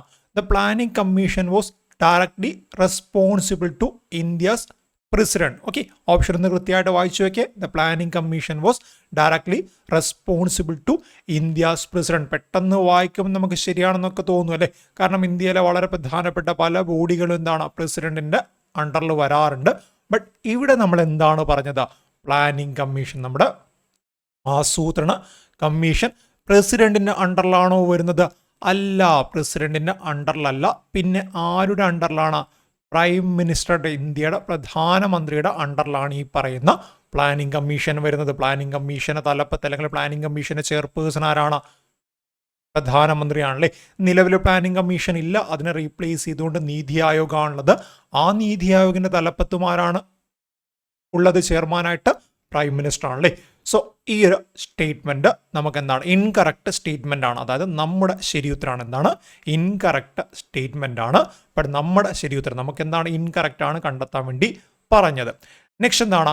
The planning commission was established by constitution. ഭരണഘടനാപരമായിട്ടാണ്, അല്ലെങ്കിൽ പ്ലാനിംഗ് കമ്മീഷൻ എന്ന് പറഞ്ഞത് ഭരണഘടനാ സ്ഥാപനം എന്നാണ് പറഞ്ഞിട്ടുള്ളത്. പ്ലാനിംഗ് കമ്മീഷൻ ഭരണഘടനാ സ്ഥാപനമാണോ? അല്ല അല്ലേ. പ്ലാനിംഗ് കമ്മീഷൻ എന്ന് പറയുന്നത് ഒരിക്കലും ഭരണഘടനയിൽ കൃത്യമായിട്ട് പ്രതിപാദിച്ചിട്ട് അല്ലെങ്കിൽ ഒരു ഭരണഘടനാ സ്ഥാപനം എന്ന രീതിയിലല്ല പ്ലാനിംഗ് കമ്മീഷൻ നിലവിൽ വന്നിട്ട്, അല്ലെങ്കിൽ പ്ലാനിംഗ് കമ്മീഷൻ ഫോം ചെയ്തിട്ടുള്ളത്. സോ രണ്ടാമത്തെയും എന്താണ്? തെറ്റായുള്ള സ്റ്റേറ്റ്മെന്റ് ആണ്. പ്ലാനിംഗ് കമ്മീഷൻ എന്ന് പറയുന്ന ഒരു ഭരണഘടനാ സ്ഥാപനമല്ല, ബട്ട് നമ്മുടെ ശരിയുത്തരമാണ്. ഇനി മൂന്നാമത്തെ എന്താണ്? Planning commission of India was found on March 15, 1952. ഇത് നമ്മളെന്താണ്? ഈ ഒരു സ്റ്റേറ്റ്മെന്റ് നമ്മൾ പെട്ടെന്ന് വായിക്കുന്ന സമയത്ത് ശരിയാണെന്ന് നമുക്ക് തോന്നും അല്ലേ? കാരണം എന്താണ്? മാർച്ച് 15, 1952 അവിടെ കാണുന്നുണ്ട്. സോ ഒന്നുകൂടെ ഒന്ന് വായിച്ചു നോക്കിയേ. 1952 പ്ലാനിംഗ് കമ്മീഷൻ നിലവിൽ വരുന്നത്? എന്താണ്? 1950 1950 പ്ലാനിംഗ് കമ്മീഷൻ വന്നു. പ്ലാനിംഗ് കമ്മീഷൻ 1950 വന്നു. 1951 ഫസ്റ്റ് 5 ഇയർ പ്ലാന് വന്നു. അത് കഴിഞ്ഞിട്ട് 1952 പ്ലാനിംഗ് കമ്മീഷനുമായിട്ട് ബന്ധപ്പെട്ട അപ്രൂവലൊക്കെ നൽകുന്ന 5 ഇയർ പ്ലാനിന് അപ്രൂവൽ നൽകുന്ന NTC വന്നല്ലേ. ഇതല്ലേ നമ്മുടെ ആ ഒരു ഓർഡർ വരുന്നത്. സോ പ്ലാനിംഗ് കമ്മീഷൻ വരുന്നത് മാർച്ച് 15 എന്ന് പറയുന്ന ഡേറ്റ് കറക്റ്റ് ആണ്, ബട്ട് വർഷം തെറ്റാണ്. 1950 ആണ്. ഇതും തെറ്റാണ്. ബട്ട് നമ്മുടെ ഉത്തരമാണ്. സോ ഉത്തരം എന്താണ് വരുന്നത്? 1, 2, 3 ആണ് അല്ലേ. ഇൻകറക്റ്റ് സ്റ്റേറ്റ്മെന്റ് വരുന്നത് 1, 2, 3 ആണ്. ഞാൻ ഇവിടെ തന്ന ഓപ്ഷൻ നിങ്ങളെ കൺഫ്യൂഷൻ ആക്കാൻ വേണ്ടി കാര്യങ്ങൾ തന്നിട്ടില്ല. ബട്ട് എക്സാം പോയിന്റ് ഓഫ് എന്താണ് നമുക്ക് ചിലപ്പോൾ അവിടെ ഓൾ ആർ കറക്റ്റ് എന്നൊക്കെ പറഞ്ഞ് സ്റ്റേറ്റ്മെൻറ്റ് തരാം. ആ സമയത്ത് പെട്ടെന്ന് ചോദ്യം വായിച്ചിട്ട് അല്ലെങ്കിൽ ചാടിക്കയറി വായിച്ചിട്ട് എഴുതി പോകരുത്. അതുപോലെ നമുക്ക് വേണമെങ്കിൽ എന്താണ് ഓൺലി 3 ഞാനിവിടെ കൊടുത്തിട്ടില്ല. ഓൺലി 3 ഒക്കെ കൊടുത്താൽ അതിലും എന്താണ് നമ്മൾ പെട്ടെന്ന് ഇൻകറക്റ്റ് എന്ന് വായിക്കാതെ കറക്റ്റ് എന്നൊക്കെ വായിച്ചാൽ അങ്ങോട്ടേക്ക് പോകാം അല്ലേ. സോ ആദ്യം എന്ത് വായിക്കണം? കറക്റ്റ് ആണോ ഇൻകറക്റ്റ് ആണോ എന്ന് കൃത്യമായിട്ട് വായിച്ചിട്ട് ആ ഒരു ബോധ്യത്തിൽ മാത്രം ചോദ്യങ്ങളെ അപ്രോച്ച് ചെയ്യാം. ഇവിടെ എന്തൊക്കെയാണ് പ്രശ്നം? പ്രൈം മിനിസ്റ്റർ ആണ്, ഇതൊരു നോൺ കോൺസ്റ്റിറ്റ്യൂഷണൽ ബോഡിയാണ്, 1950 ആണ് അല്ലേ. ഡീറ്റെയിൽസ് നമുക്ക് നോക്കാം. The Planning Commission of India was a government institution that, among other things, formulated India's 5-year plans. ഇന്ത്യയുടെ പഞ്ചവത്സര പദ്ധതികൾ ആവിഷ്കരിക്കുന്ന വളരെ പ്രധാനപ്പെട്ട ഒരു സമിതിയാണ് അല്ലെങ്കിൽ ഒരു ബോഡിയാണ് ഈ പറയുന്ന പ്ലാനിംഗ് കമ്മീഷൻ. 5-year പ്ലാൻ അവർ ആവിഷ്കരിക്കും. ബട്ട് അവർക്ക് ആ ഒരു 5-year പ്ലാൻ നടപ്പിലാക്കാൻ വേണ്ടി പറ്റുമെന്ന് വെച്ചാൽ NTCയുടെ നാഷണൽ ഡെവലപ്മെൻറ്റ് കൗൺസിലിൻ്റെ അംഗീകാരം ഉണ്ടെങ്കിൽ മാത്രമേ അവർ കൊണ്ടുവരുന്ന പഞ്ചവത്സര പദ്ധതികൾ എന്താണ് മുന്നോട്ടേക്ക് പോവത്തുള്ളൂ. അതൊക്കെ നമ്മൾ ക്ലാസ്സിൽ ചർച്ച ചെയ്തിട്ടുണ്ടായിരുന്നു. ഇനി എന്താണ്? Planning commission of India was found on March 15. Date ഒക്കെ കറക്റ്റ് ആണല്ലേ. ബട്ട് 1952 എന്ന് തന്നിട്ട് നമ്മൾ അവർ ചെറുതായിട്ടൊന്ന് പറ്റിക്കും.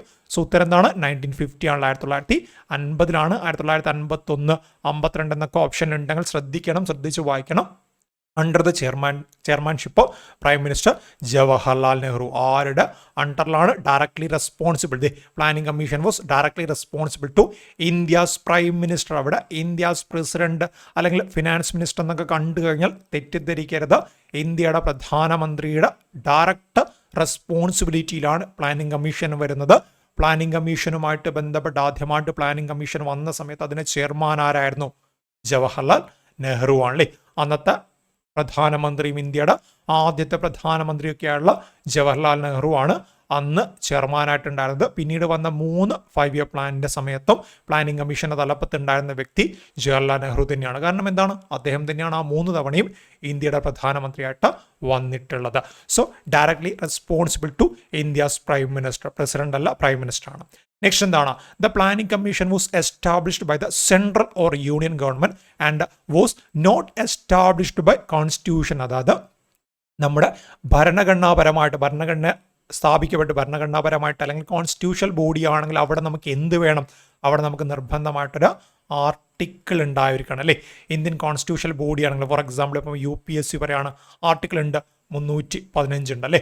UPSC article 315. ഇനി ഫിനാൻസ് കമ്മീഷൻ പറയാണ് ആർട്ടിക്കിൾ ഉണ്ട് 280 ഉണ്ട്. ഇലക്ഷൻ കമ്മീഷനുമായിട്ട് ബന്ധപ്പെട്ട എല്ലാത്തിനും ആർട്ടിക്കിളും കാര്യങ്ങളും വരുന്നുണ്ട്. കാരണം എന്തുകൊണ്ടാണ്? അതൊക്കെ ഭരണഘടനാ സ്ഥാപനങ്ങളാണ്. സോ ഇത്തരത്തിൽ ഭരണഘടനാ സ്ഥാപനങ്ങൾക്ക് നമുക്ക് ആർട്ടിക്കിളും കാര്യങ്ങളും വരും. ഇവിടെ ആർട്ടിക്കിളും കാര്യങ്ങളൊന്നുമില്ല. അതുകൊണ്ട് നോൺ കോൺസ്റ്റിറ്റ്യൂഷണൽ ബോഡിയാണ്.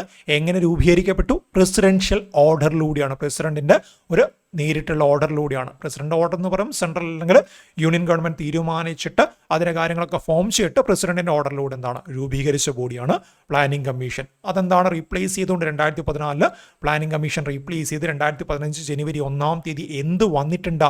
നീതി ആയോഗ് വന്നിട്ടുണ്ട്. ആ ഒരു ഫാക്ട് കൂടെ ഒന്ന് ഓർത്തു വെച്ചാൽ മതി. നെക്സ്റ്റ് എന്താണ്? Identify the main reasons for new economic policy 1991. 1991 നമ്മുടെ ഇന്ത്യയിൽ ന്യൂ എക്കണോമിക് പോളിസി വന്ന കാര്യം എല്ലാവർക്കും അറിയാം അല്ലേ. ഏതാണ്ട് ഒരു 1980 1990 കാലഘട്ടങ്ങളിൽ തന്നെ നമ്മുടെ ഇന്ത്യൻ എക്കണോമി എന്ന് പറയുന്നത് വളരെ വലിയൊരു ക്രൈസിസിലൂടെയാണ് മുന്നോട്ട് പോയിക്കൊണ്ടിരുന്നത്. ഓക്കെ, ഞാൻ വീണ്ടും പറഞ്ഞ് കൊള്ളാക്കുന്നില്ല. മുന്നോട്ടേക്ക് പോയിക്കൊണ്ടിരുന്നത്. സോ 1991 ഒക്കെ ആകുന്ന സമയത്ത് അല്ലെങ്കിൽ 1990 ഒക്കെ ആകുന്ന സമയത്ത് ഓൾറെഡി ക്ലാസ് ചർച്ച ചെയ്താണ്. അതായത് നമ്മുടെ ഏതാണ്ട് 3-4 പ്രധാനമന്ത്രിമാർ തന്നെ മാറി വന്നു. അതുപോലെ തന്നെ നമുക്ക് ബാലൻസ് ഓഫ് പേയ്മെൻ്റ് ഒക്കെ ആയിട്ട് ബന്ധപ്പെട്ട് ഒരുപാട് ഇഷ്യൂസ് കടന്നു വന്നിട്ടുണ്ടായിരുന്നു.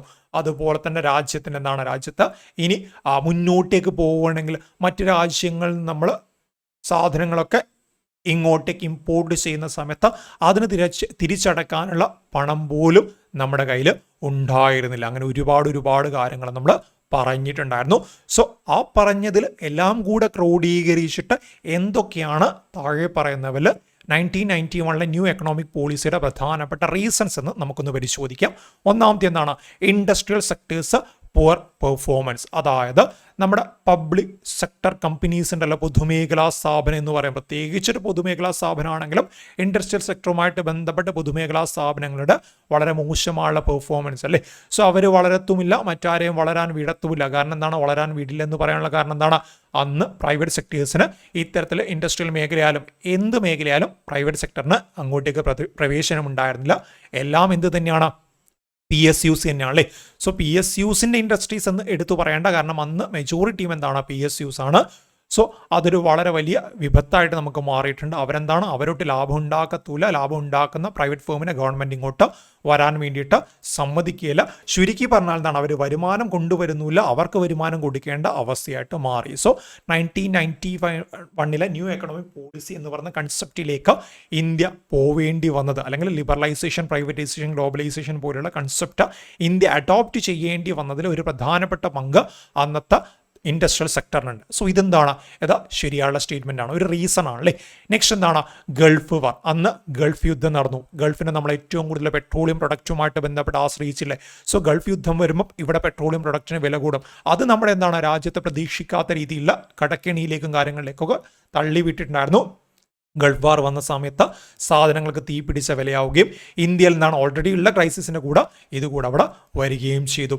അതുപോലെ adverse balance of payment. Balance of payment അഥവാ BOP എന്താണെന്ന് അറിയാമോ? അതായത് രണ്ട് രാജ്യങ്ങൾ, ഇപ്പം ഇന്ത്യയും അതുപോലെ US രണ്ട് രാജ്യങ്ങളാണല്ലേ.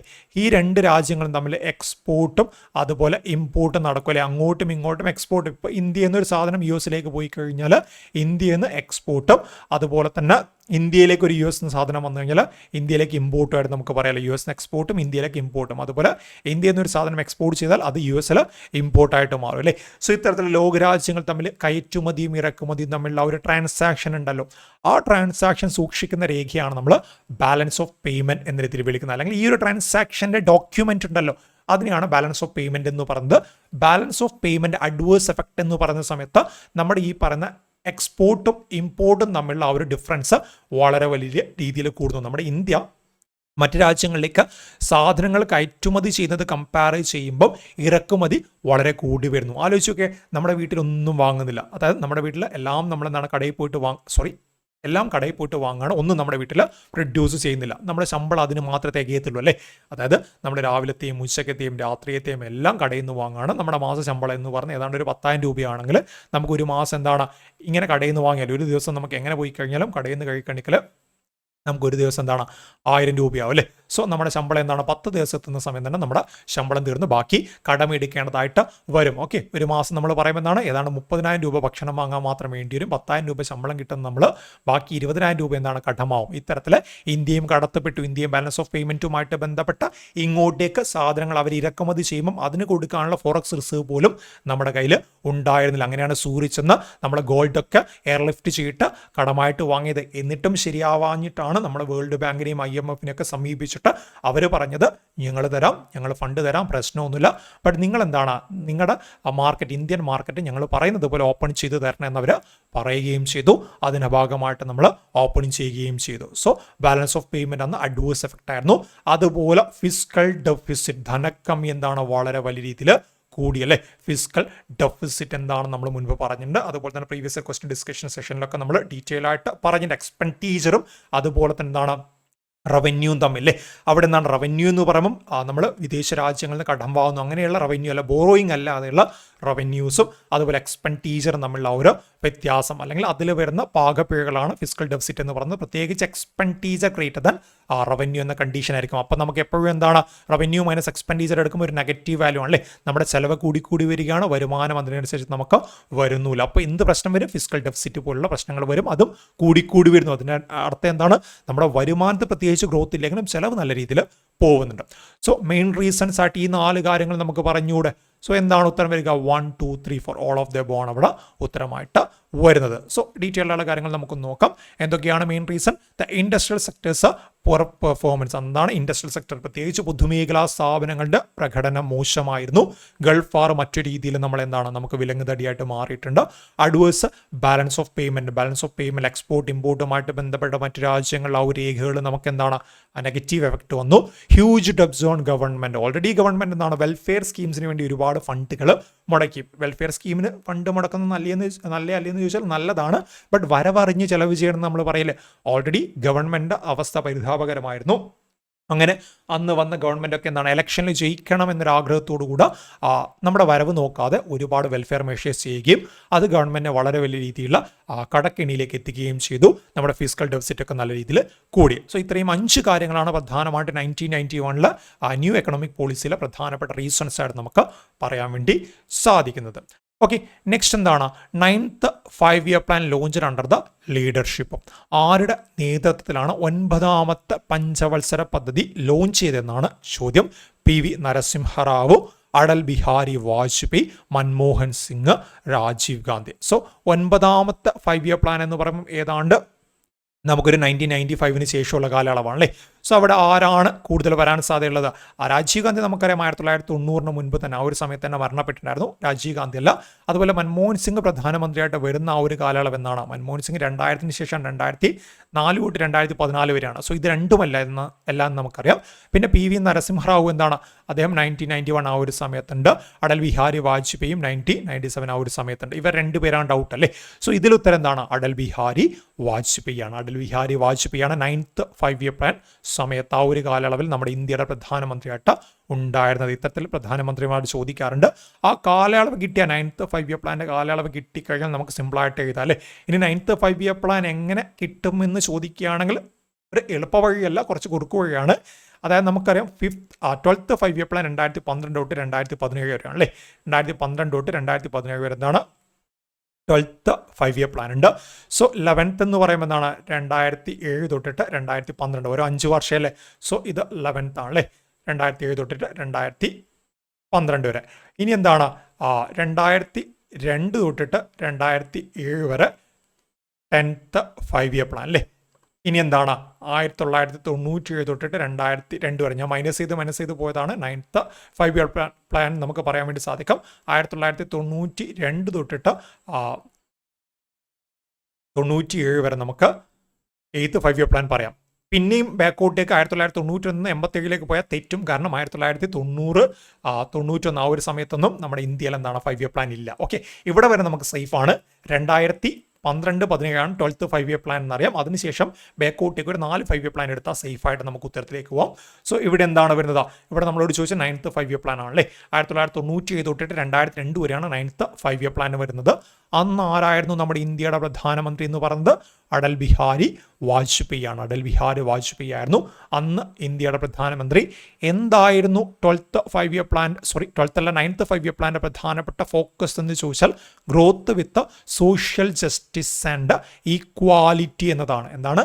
Growth with social justice and equality. അതും സ്ഥിരമായിട്ട് വരുന്ന ചോദ്യമാണല്ലേ. ഏതെങ്കിലും ഒരു 5-year പ്ലാൻ തന്നിട്ട് എന്തായിരുന്നു അതിൻ്റെ മെയിൻ ഫോക്കസ് അല്ലെങ്കിൽ മെയിൻ എയിം എന്തായിരുന്നു എന്നൊക്കെ, ഒബ്ജക്റ്റീവ് എന്തൊക്കെയായിരുന്നു എന്നൊക്കെ ചോദിക്കാറുണ്ട്. 5th 5-year പ്ലാന്റെ പ്രധാനപ്പെട്ട ഒബ്ജക്റ്റീവ് ഒക്കെ നിങ്ങൾക്ക് ഓർമ്മയുണ്ടല്ലോ. ഞാനത് ചോദ്യമായിട്ട് തന്നിട്ടില്ല. സ്ഥിരം വരുന്ന ചോദ്യമാണ്. ഓർമ്മയുണ്ടാന്ന് വിചാരിക്കുന്നു. ഓർമ്മയുള്ളവരെന്ന് കമൻറ്റ് ചെയ്യുക. എന്തായിരുന്നു 5th 5-year പ്ലാന്റെ പ്രധാനപ്പെട്ട അജണ്ട? അത് ഓർമ്മയുള്ളവരെന്ന് കമൻറ്റ് ചെയ്യണം. അതുപോലെ തന്നെ 5th 5-year പ്ലാനുമായിട്ട് ബന്ധപ്പെട്ട ആരായിരുന്നു ഇന്ത്യയുടെ പ്രധാനമന്ത്രി? ഞാൻ അവസാനം 1-2 ചോദ്യങ്ങൾ ചോദിക്കാം. നിങ്ങളതൊന്ന് കമൻറ്റായിട്ടൊന്ന് ഇട്ടാൽ മതി. അതിൻ്റെ ഉത്തരങ്ങളൊന്ന് കമൻറ്റായിട്ട് ഇട്ടാൽ മതി. അവസാനത്തെ ചോദ്യം ചോദിക്കുന്ന സമയത്ത് ഞാൻ 1-2 കാര്യങ്ങൾ കൂടെ നിങ്ങളോട് ചോദിക്കാം. സോ ഇവിടെ മെയിൻ ഫോക്കസ് എന്താണ്? Growth with social justice and equality എന്നതായിരുന്നു 9th 5-year പ്ലാന്റെ പ്രധാനപ്പെട്ട എയിം. അതുപോലെ 1997 2002 കാലയളവിൽ നടന്നു ഈ ഒരു 5-year പ്ലാൻ. അന്ന് ഇന്ത്യയുടെ പ്രധാനമന്ത്രിയായിട്ട് തുടക്ക സമയത്തുണ്ടായിരുന്നത് അടൽ ബിഹാരി വാജ്പേയി ആയിരുന്നു. നമ്മൾ 10th പോകുന്ന സമയത്ത് 10th 5-year പ്ലാൻ 2002 തൊട്ട് 2007 വരെയാണ് അല്ലേ. അന്ന് 2 പ്രധാനമന്ത്രിമാരുടെ കാലയളവിലുണ്ട്. ഇനീഷ്യലി അടൽ ബിഹാരി വാജ്പേയി ആണെങ്കിലും പിന്നീട് ഈ ഒരു 5-year പ്ലാൻ അവസാനിക്കുമ്പോൾ 10th 5-year പ്ലാൻ ക്കുന്ന സമയത്ത് മൻമോഹൻ സിംഗ് ആയിരുന്നു ഇന്ത്യയുടെ പ്രധാനമന്ത്രി. It offered support for social spheres to achieve complete elimination of poverty and witness the joint effort of public and private sectors in guarantee economic development. So എന്താണ്? വളർച്ച വേണം. എല്ലാവരെയും പരിഗണിച്ചുകൊണ്ടുള്ള വളർച്ചയായിരിക്കണമെന്ന് ലക്ഷ്യമുണ്ടായിരുന്നു. ഡീസെൻട്രലൈസ്ഡ് പ്ലാനിങ് ഇന്ത്യയിൽ ആരംഭിച്ചു. വികേന്ദ്രീകൃത ആസൂത്രണം എന്ന് പറയും അല്ലേ. സോ ആ ഒരു പദ്ധതികൾ പഞ്ചായത്ത് ലെവൽ അല്ലെങ്കിൽ ഗ്രാസ് റൂട്ട് ലെവലിൽ നിന്നുള്ള വികസനവും കാര്യങ്ങളും ആരംഭിച്ചു. പിന്നെ PSCയുടെ സ്ഥിരം ചോദ്യമാണ്, ഇന്ത്യയുടെ ഇൻഡിപെൻഡൻസ് ഡേയുടെ 50ാമത്തെ വാർഷികത്തിൽ ലോഞ്ച് ചെയ്ത 5 ഇയർ പ്ലാൻ ഏതാണ്? അതും 9th 5 ഇയർ പ്ലാൻ സ്ഥിരം PSCയുടെ ചോദ്യമാണ്. അതുപോലെ south east Asian financial crisis 1996-97 നടന്നതും ഈ ഒരു 5 ഇയർ പ്ലാൻ സമയത്താണ്. അത് നമ്മുടെ ഇന്ത്യൻ എക്കണോമി ഒന്ന് പിടിച്ചുലച്ചിട്ടുണ്ടായിരുന്നു, അല്ലെങ്കിൽ നമുക്ക് കുറച്ച് നെഗറ്റീവ് എഫക്റ്റ് അതുമായിട്ട് ബന്ധപ്പെട്ട് കൂടെ ലഭിച്ചിട്ടുണ്ടായിരുന്നു. ഓക്കെ, നെക്സ്റ്റ് ചോദ്യം ഒന്ന് വായിച്ചു നോക്കേ. ഐഡന്റിഫൈ ഇൻകറക്റ്റ് സ്റ്റേറ്റ്മെന്റ് തന്നതിൽ തെറ്റായ സ്റ്റേറ്റ്മെന്റ് അല്ലെങ്കിൽ സ്റ്റേറ്റ്മെന്റ്സ് ഐഡന്റിഫൈ ചെയ്യാൻ വേണ്ടി ചോദിച്ചു അല്ലേ. സോ ഓരോന്നായിട്ടൊന്ന് വായിച്ചു നോക്കേ. PV Narasimha Rao is known as the father of economic reforms in India. എന്താണ്? ഇന്ത്യയിലെ എക്കണോമിക് റീഫോംസിന്റെ പിതാവ് എന്നറിയപ്പെടുന്നത് PV നരസിംഹറാവു ആണെന്ന് പറഞ്ഞു അല്ലേ. ഇത് കൺഫേം ചെയ്യേണ്ട നെക്സ്റ്റ് ഓപ്ഷൻ കൂടെ വായിച്ചു നോക്കണം. Doctor Manmohan Singh is known as the father of new economic policy in India. രണ്ടും വായിക്കുമ്പോൾ ഏതാണ്ട് ഒരുപോലെ ഉണ്ട് അല്ലേ, ബട്ട് രണ്ടും രണ്ട് കാര്യങ്ങളാണ്. എക്കണോമിക് റീഫോംസ്, ഇന്ത്യയുടെ സാമ്പത്തിക മേഖലയുമായിട്ട് ബന്ധപ്പെട്ട മാറ്റങ്ങൾക്ക് തുടക്കം കുറിച്ച വ്യക്തി ആരാണെന്ന് ചോദിച്ചാൽ, അല്ലെങ്കിൽ father of economic reforms in India ചോദിച്ചാൽ അത് PV നരസിംഹറാവും. എന്നാൽ ഇന്ത്യയിൽ ന്യൂ എക്കണോമിക് പോളിസി ഉണ്ടല്ലോ, NEP 1991, അത് കൃത്യമായിട്ട് ഫോർമുലേറ്റ് ചെയ്തിട്ട് അവതരിപ്പിച്ച വ്യക്തി ചോദിച്ചു കഴിഞ്ഞാൽ, അല്ലെങ്കിൽ father of new economic policy in India ചോദിച്ചാൽ അത് ഡോക്ടർ മൻമോഹൻ സിംഗ്. എന്താണ്? Father of economic reform in India ചോദിച്ചാൽ PV Narasimha Rao. Father of economic reform, മാറ്റങ്ങൾക്ക് ആ ഒരു പിതാവെന്ന് ചോദിച്ചാൽ PV നരസിംഹറാവും. എന്നാൽ father of new economic policy in India ചോദിച്ചാൽ അത് ഡോക്ടർ മൻമോഹൻ സിംഗുമാണ്. രണ്ടും അങ്ങോട്ടും ഇങ്ങോട്ടും മാറിപ്പോവരുത്. സോ ഇത് രണ്ടും എന്താണ്? ശരിയാണ്. ഇത് രണ്ടും ശരിയായുള്ള സ്റ്റേറ്റ്മെൻ്റ് ആണ്. സോ നമുക്ക് വേണ്ട. ഓക്കെ, നമുക്കെന്താണ്? ഇത് രണ്ടും ശരിയായുള്ള സ്റ്റേറ്റ്മെൻ്റ് ആണ്, നമുക്ക് വേണ്ട. നമുക്ക് എന്താണ്? ഇൻകറക്റ്റ് ആണല്ലേ. നമ്മളോട് എന്താണ് പറഞ്ഞത്? ഇൻകറക്റ്റ് ആണ്. എല്ലാം വായിച്ചൊന്ന് അവസാനം മറക്കരുത്, ഇൻകറക്റ്റ് ആണ് നമ്മളോട് ചോദിച്ചത്. നെക്സ്റ്റ് എന്താണ്? Manmohan Singh introduced new economic policy on July 24, 1990. നമ്മൾ വായിക്കുമ്പോൾ പെട്ടെന്ന് ശരിയാണെന്ന് വിചാരിക്കും. July 24 ഒക്കെ അവിടെ ഉണ്ടല്ലോ, 1990 ഉണ്ടല്ലോ, ബട്ട് 1990 ആണോ? ന്യൂ എക്കണോമിക് പോളിസി 1991 എന്ന് പറഞ്ഞു പഠിച്ച ഓർമ്മയില്ലേ? സോ ഇത് തെറ്റാണല്ലേ, ഇത് തെറ്റാണ്. നമുക്ക് ശരിയാണ്, ബട്ട് എന്താണ്? ഇത് ഉത്തരം തെറ്റാണ്. ഇങ്ങനെ വേണേൽ എഴുതി വെച്ചാൽ മതി. നെക്സ്റ്റ് എന്താണ്? The new economic policy was undertaken by the RBI governor Manmohan Singh. അന്നത്തെ RBI ഗവർണറായിരുന്ന മൻമോഹൻ സിംഗ് ആണ് ന്യൂ എക്കണോമിക് പോളിസി എന്ന് നടപ്പിലാക്കി, അല്ലെങ്കിൽ അദ്ദേഹമാണ് ഇത് ഫോർമുലേറ്റ് ചെയ്തിട്ട് അവതരിപ്പിച്ച എന്ന രീതിയിൽ നമുക്ക് പറയാൻ വേണ്ടി സാധിക്കും അല്ലേ. കറക്റ്റാണ്. ന്യൂ എക്കണോമിക് പോളിസി അന്ന് കൃത്യമായിട്ട് ഫോർമുലേറ്റ് ചെയ്തിട്ട് അത് ഇൻട്രൊഡ്യൂസ് ചെയ്തത് മൻമോഹൻ സിംഗ് തന്നെയാണ്. അതുവരെ ശരിയാണ്. ഓക്കെ, അതുവരെ ശരിയാണ് കിട്ടുന്നേട്ട. ബട്ട് ഇവിടെയുള്ള പ്രശ്നം എന്താണ്? ദെൻ RBI ഗവർണർ, അതായത് അന്ന് RBI ഗവർണർ ആയിരിക്കുന്ന സമയത്താണ് മൻമോഹൻ സിംഗ് ഈ ഒരു കാര്യം ചെയ്ത് എന്നാണ് പറയുന്നത്. അന്ന് അദ്ദേഹം RBI ഗവർണർ അല്ല, ഇന്ത്യയുടെ ഫിനാൻസ് മിനിസ്റ്റർ ആയിരുന്ന സമയത്താണ് അദ്ദേഹം ഈ ഒരു കാര്യം ചെയ്തത്. സോ ഇത് തെറ്റാണ്, ബട്ട് നമുക്ക് ശരിയാണ്. ഉത്തരം 3ഉം 4ഉമാണ് അല്ലേ. ഉത്തരം 3ഉം 4ഉമാണ് ഇവിടെ, അല്ലെങ്കിൽ ഓപ്ഷൻ 3ഉം 4ഉമാണ് ശരി ഉത്തരം, നമ്മുടെ ശരി ഉത്തരം. ബട്ട് ഇൻകറക്റ്റ് സ്റ്റേറ്റ്മെൻ്റ് ആയിട്ട് വരുന്നത്. So economic reforms were introduced in the year 1991 for the foster and better economic growth. Faster and better economic ഗ്രോത്തിന് വേണ്ടിയിട്ട് 1991 കാലയളവിലാണ് ന്യൂ എക്കണോമിക് പോളിസി ഇന്ത്യയിൽ ഇൻട്രൊഡ്യൂസ് ചെയ്തത്. It was initiated by PV Narasimha Rao, അല്ലെങ്കിൽ Narasimha Rao government for the sake of building people's trust in the Indian economy. Indian economy തകർന്നെങ്കിലും അതിൽ ജനങ്ങളുടെ വിശ്വാസം നിലനിർത്താൻ വേണ്ടിയിട്ടാണ് ഇതുമായിട്ട് അന്നത്തെ ഗവൺമെൻറ് മുന്നോട്ടേക്ക് വന്നത്. അതുകൊണ്ട് തന്നെ എന്താണ്? Father of economic reforms in India എന്ന പേരിൽ PV Narasimha Rao, father of new economic policy in India എന്ന രീതിയിൽ ആരെയും വിളിക്കും? ഡോക്ടർ മൻമോഹൻ സിംഗിനെയും വിളിക്കും അല്ലേ. The new economic policy was undertaken by finance minister. അന്നത്തെ ഫിനാൻസ് മിനിസ്റ്റർ ആയിട്ടുള്ള, ഗവർണറല്ല, അദ്ദേഹം RBI ഗവർണർ ആയിരുന്നു. RBI ഗവർണർ ആയിട്ടുള്ള ഇന്ത്യയിലെ ഏക പ്രധാനമന്ത്രിയാണ് അദ്ദേഹം. ബട്ട് എന്താണ്? ആ സമയത്ത് അദ്ദേഹം RBI ഗവർണർ അല്ല, ഫിനാൻസ് മിനിസ്റ്റർ ആയിരുന്നു. Manmohan Singh as an answer to the economy the nation was facing in the 1990s. അതിനൊരു ഉത്തരമായിട്ട് ഈ ഒരു കാര്യം ഫോർമുലേറ്റ് ചെയ്തിട്ട് വന്നതാരാണ്? നമ്മുടെ മൻമോഹൻ സിംഗ് ആണ്. Manmohan Singh introduce the new economic policy on July 24, 1991. നമ്മൾ എന്താണ് ഓപ്ഷനിൽ കൊടുത്തത്? 1990 ആണല്ലേ. സോ 1991 ആണ് ശരിയായിട്ട് വരുന്നത്. അദ്ദേഹം യൂണിയൻ ഫിനാൻസ് മിനിസ്റ്റർ ആയിട്ട് 1991-96 വരെയും RBI ഗവർണറായിട്ട് എന്താണ് 82 തൊട്ട് 85 വരെയാണല്ലേ. സോ നമ്മൾ എന്ത് കൊണ്ടുപോയിട്ട് അവിടെ എഴുതി ദെൻ ഫിനാൻസ് മിനിസ്റ്റർ എന്നതിന് പകരം ദെൻ RBI ഗവർണർ എന്ന് കൊടുത്തു. അത് തെറ്റായിരുന്നു. PV Narasimha Rao government reduced the import duties opened reserved sector for the private players devalued Indian currency to increase export. എന്ത് ചെയ്തു? LPG കാര്യങ്ങൾ, ലിബറലൈസേഷൻ, പ്രൈവറ്റൈസേഷൻ, ഗ്ലോബലൈസേഷൻ പോലുള്ള കാര്യങ്ങൾ കൊണ്ടുവന്നു അല്ലേ. അതിലൂടെ എന്താണ്? ഇമ്പോർട്ട് ഡ്യൂട്ടീസ് കുറച്ചു. നമ്മുടെ ഇന്ത്യയിലേക്ക് സാധനങ്ങൾ ഇറക്കിക്കോ, നിങ്ങൾ ഇന്ത്യയിലേക്ക് കാര്യങ്ങൾ കൊണ്ടുവന്നു എന്ന രീതിയിൽ കൊണ്ടുവന്നു അല്ലേ. അപ്പോൾ ഇവിടെ എന്താണ്? ഡീവാലുഡ് ഇന്ത്യൻ കറൻസി എന്ന് പറഞ്ഞു. അതെന്തിനു വേണ്ടിയിട്ടാണ്? എക്സ്പോർട്ട് കൂട്ടാൻ വേണ്ടി. ഇന്ത്യൻ കറൻസി മറ്റ് രാജ്യങ്ങളെ, വിദേശ രാജ്യങ്ങളെ കമ്പയർ ചെയ്യുമ്പം കുറച്ചുകൂടെ ചീപ്പായിട്ട് മാറുന്ന സമയത്ത് എന്താണ്? ആളുകൾ ഇവിടുന്ന് എക്സ്പോർട്ട് ചെയ്യാനും ശ്രമിക്കും അല്ലേ. ഇമ്പോർട്ട് ചെയ്യാൻ വേണ്ടിയിട്ട് ഇമ്പോർട്ട് ഡ്യൂട്ടീസ് കുറച്ച് കൊണ്ടുവന്നു. എക്സ്പോർട്ട് ചെയ്യാൻ വേണ്ടിയിട്ട് ഇന്ത്യൻ കറൻസിയെ തന്നെ ഡീവാലുഡ് ചെയ്തു. അതുപോലെ പ്രൈവറ്റ് പ്ലേയേഴ്സിന് അതുവരെ ഉണ്ടായിരുന്ന റെഗുലേഷനും കാര്യങ്ങളും എടുത്തു മാറ്റിയിട്ട് ഇന്ത്യൻ വിപണി തുറന്നു കൊടുക്കുകയും ചെയ്തു. ഇത്രയും കാര്യങ്ങൾ അന്ന് അദ്ദേഹം ചെയ്തിട്ടുണ്ടായിരുന്നു. ഓക്കെ, നെക്സ്റ്റ് എന്താണ്? Identify the correct statement about 4th 5-year plan. താഴെ പറഞ്ഞാൽ എന്താണ് അല്ലെങ്കിൽ എന്തൊക്കെയാണ് 4th 5-year പ്ലാനുമായിട്ട് ബന്ധപ്പെട്ട് ശരിയായുള്ള പ്രയോഗങ്ങൾ. ഓക്കെ, ആദ്യത്തെ എന്താണ്? Implementation of family planning programme was amongst a major target of the plan. ഈ ഒരു പ്ലാന്റെ സമയത്ത് 4th 5-year പ്ലാന്റെ സമയത്തായിരുന്നു ഫാമിലി പ്ലാനിംഗ് പ്രോഗ്രാം പോലുള്ള പദ്ധതികൾ ആവിഷ്കരിച്ചത്. കുടുംബാസൂത്രണ പദ്ധതികളിലെ അത് ആവിഷ്കരിച്ചത്. കറക്റ്റ് അല്ലേ? ആ സമയത്തല്ലേ ആവിഷ്കരിച്ചത്. നെക്സ്റ്റ് എന്താണ്? The drought prone area programme was also launched. അതായത് നമ്മുടെ എന്താണ്? വരൾച്ച തടയാൻ വേണ്ടിയുള്ള ഡ്രോട്ട് പ്രോൺ ഏരിയ പ്രോഗ്രാമും ഈ ഒരു സമയത്താണ് ലോഞ്ച് ചെയ്തെന്ന് പറഞ്ഞു. കറക്റ്റ് ആണ്. അതുപോലെ 14 major private commercial banks nationalise ചെയ്യപ്പെട്ടു. അത് ഏത് വർഷമാണ്? 1969. ഓക്കെ, 1969 ആണ്. ആ ഒരു സമയത്തല്ലേ 4th 5-year പ്ലാൻ വരുന്നത്. ആലോചിച്ച് വയ്ക്കേ. സോ കറക്റ്റ് ആണ്. 3ഉം കറക്റ്റ് ആണ് അല്ലേ. ഓപ്ഷൻ 1ഉം 2ഉം 3ഉം കറക്റ്റ് ആണ്. 1969 തൊട്ടിട്ട് 1974 വരെയാണ് നമ്മൾ ഈ പറഞ്ഞ 4th 5-year പ്ലാന്റെ ഡ്യൂറേഷൻ വരുന്നത്. അന്ന് ഇന്ത്യയുടെ പ്രധാനമന്ത്രി എന്ന് പറഞ്ഞ ഇന്ദിരാഗാന്ധി ആയിരുന്നു. പ്രധാനപ്പെട്ട 2 ഒബ്ജക്റ്റീവ് എന്തൊക്കെയാണ്? Growth with stability, progressive achievement of self Reliance, സ്വയം പര്യാപ്തതയും അതുപോലെ തന്നെ ഗ്രോത്ത് വിത്ത് സ്റ്റെബിലിറ്റി, സ്റ്റെബിലൈസ് ആയിട്ടുള്ള വികസനം കൂടെ അന്ന് ലക്ഷ്യമുണ്ടായിരുന്നു. 1969 ആ ഒരു കാലയളവിലാണ് 14 മേജർ ഇന്ത്യൻ ബാങ്ക്സ് ദേശസാൽക്കരിക്കപ്പെട്ടു അല്ലെങ്കിൽ നാഷണലൈസ് ചെയ്യപ്പെട്ടു. അതുപോലെ ഗ്രീൻ റവല്യൂഷൻ സ്റ്റാർട്ടിങ് ഈ ഒരു സമയത്താണ്. ഈ ഒരു പീരീഡിൽ തന്നെയാണ് 1969 to 74 അല്ലേ. 1971 ഇന്ത്യ പാകിസ്ഥാൻ വാറും ബംഗ്ലാദേശ് ലിബറേഷൻ വാറൊക്കെ നടക്കുന്നത്. അതുപോലെ ഫാമിലി പ്ലാനിംഗ് പ്രോഗ്രാം ഈ സമയത്താണ് വന്നിട്ടുണ്ടായിരുന്നത്. അതുപോലെ ഡ്രോട്ട് പ്രോൺ ഏരിയ പ്രോഗ്രാമും ഈ സമയത്ത് വന്നു. അതുപോലെ നമ്മുടെ ഫസ്റ്റ് ന്യൂക്ലിയർ ടെസ്റ്റ് ആയിട്ടുള്ള സ്മൈലിംഗ് ബുദ്ധ അല്ലെ, ബുദ്ധൻ ചിരിക്കുന്നു 1974, അത് 4th 5-year പ്ലാൻ സമയത്താണ് ലോഞ്ച് ചെയ്യപ്പെട്ടത്. ആ ഒരു കാര്യം കൂടെ ഒന്ന് ഓർത്തു വെച്ചാൽ മതി. നെക്സ്റ്റ് എന്താണ്? Identify the function of planning commission. Planning കമ്മീഷന്റെ ധർമ്മങ്ങളിൽ പെടുന്ന കാര്യങ്ങൾ ഏതൊക്കെയെന്നാണ് ചോദിച്ചല്ലേ. സോ ഓരോന്നായിട്ട് വായിക്കാം.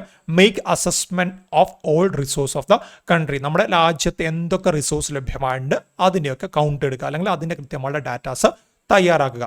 ഇത് ആരുടെ ഫംഗ്ഷനാണ്? പ്ലാനിംഗ് കമ്മീഷൻ്റെ ഫംഗ്ഷനാണല്ലേ. നമ്മുടെ ഇന്ത്യയിൽ എന്തൊക്കെ റിസോഴ്സ് ലഭ്യമാണോ അതിനെയൊക്കെ കണക്കെടുക്കണം. അതിനെ എങ്ങനെ യൂസ് ചെയ്യണമെന്ന് അറിയാൻ വേണ്ടിയിട്ടാണ് അവർ കണക്കെടുക്കുന്നത്. നെക്സ്റ്റ് എന്താണ്? Augment deficient resource. ഏതെങ്കിലും റിസോഴ്സ് നമുക്ക് ഡെഫിഷ്യൻ്റ് ആയിട്ടുള്ള അല്ലെങ്കിൽ കുറവ് നേരിടുന്നുണ്ടെങ്കിൽ അതെന്താണ്, അത് വർദ്ധിപ്പിക്കാൻ വേണ്ടിയിട്ട് എന്ത് ചെയ്യാമോ ആ ഒരു കാര്യങ്ങൾ പ്ലാൻ ചെയ്യുക. അതും എന്താണ്? പ്ലാനിംഗ് കമ്മീഷന്റെ പ്രധാനപ്പെട്ട ഫംഗ്ഷൻ അല്ലെങ്കിൽ റെസ്പോൺസിബിലിറ്റി ആണ്. മൂന്നാമത്തെ എന്താണ്? Formulate 5-year plans for the most effective and balanced utilization of, okay ഇവിടെ ഒരു ബി ഉണ്ട്, balanced utilization of resource and determining priorities. എന്താണ്? പ്ലാനിംഗ് കമ്മീഷനാണ് 5-year പ്ലാൻസും കാര്യങ്ങളും രൂപീകരിക്കുന്നത്. അവർ രൂപീകരിച്ച കാര്യങ്ങൾ അന്തിമമായിട്ട് മാറണമെങ്കിൽ NTC അപ്രൂവൽ നൽകണം എന്ന് മാത്രമേ ഉള്ളൂ. ബട്ട് 5-year പ്ലാൻസ് ഇന്ത്യയിൽ രൂപീകരിക്കുന്ന ആരാണ്? അത് പ്ലാനിംഗ് കമ്മീഷനാണ്. ശരിയാണല്ലേ.